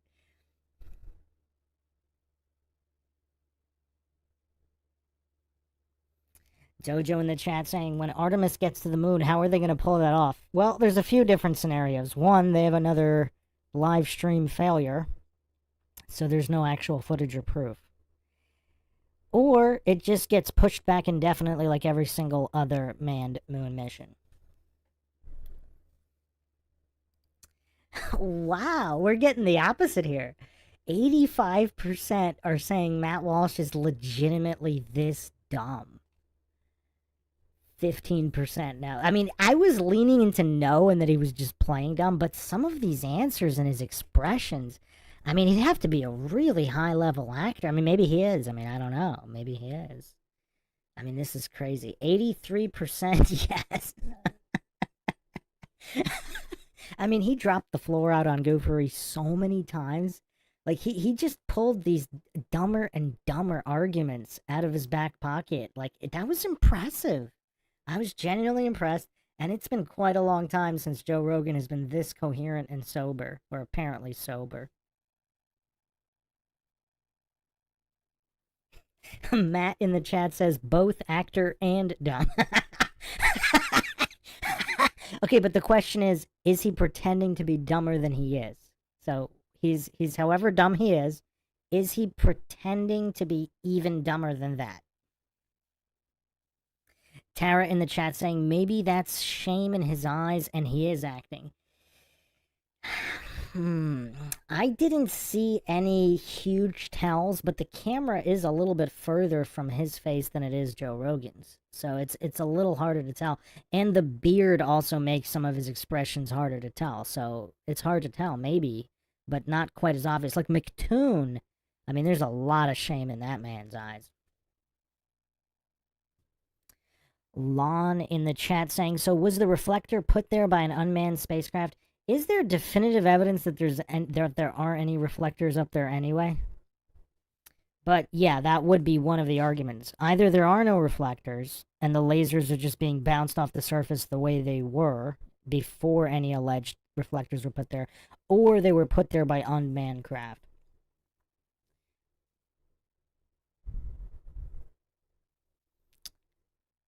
CJ in the chat says he failed to have any sort of argument. Yeah, it was astounding. He had nothing. All he did was spam shifting the burden of proof fallacies and appeal to incredulity and all these other fallacies. Crazy. All right, so yes, 81%, no, 15%, 4% too triggered to answer.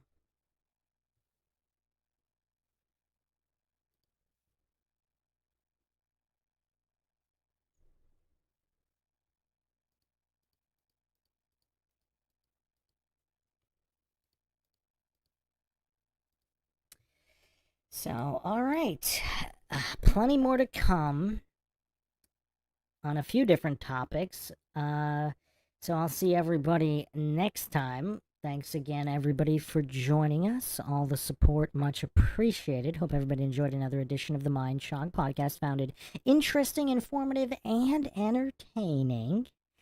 If you want to help support the podcast, you can donate to our PayPal. Just check the link in the description. You can also become a YouTube member right here on YouTube. Help support the channel that way. Make sure you subscribe, like, and share. Twitter, Facebook, Reddit, Patreon. This is Bruce McGuire signing off. Catch you guys next time.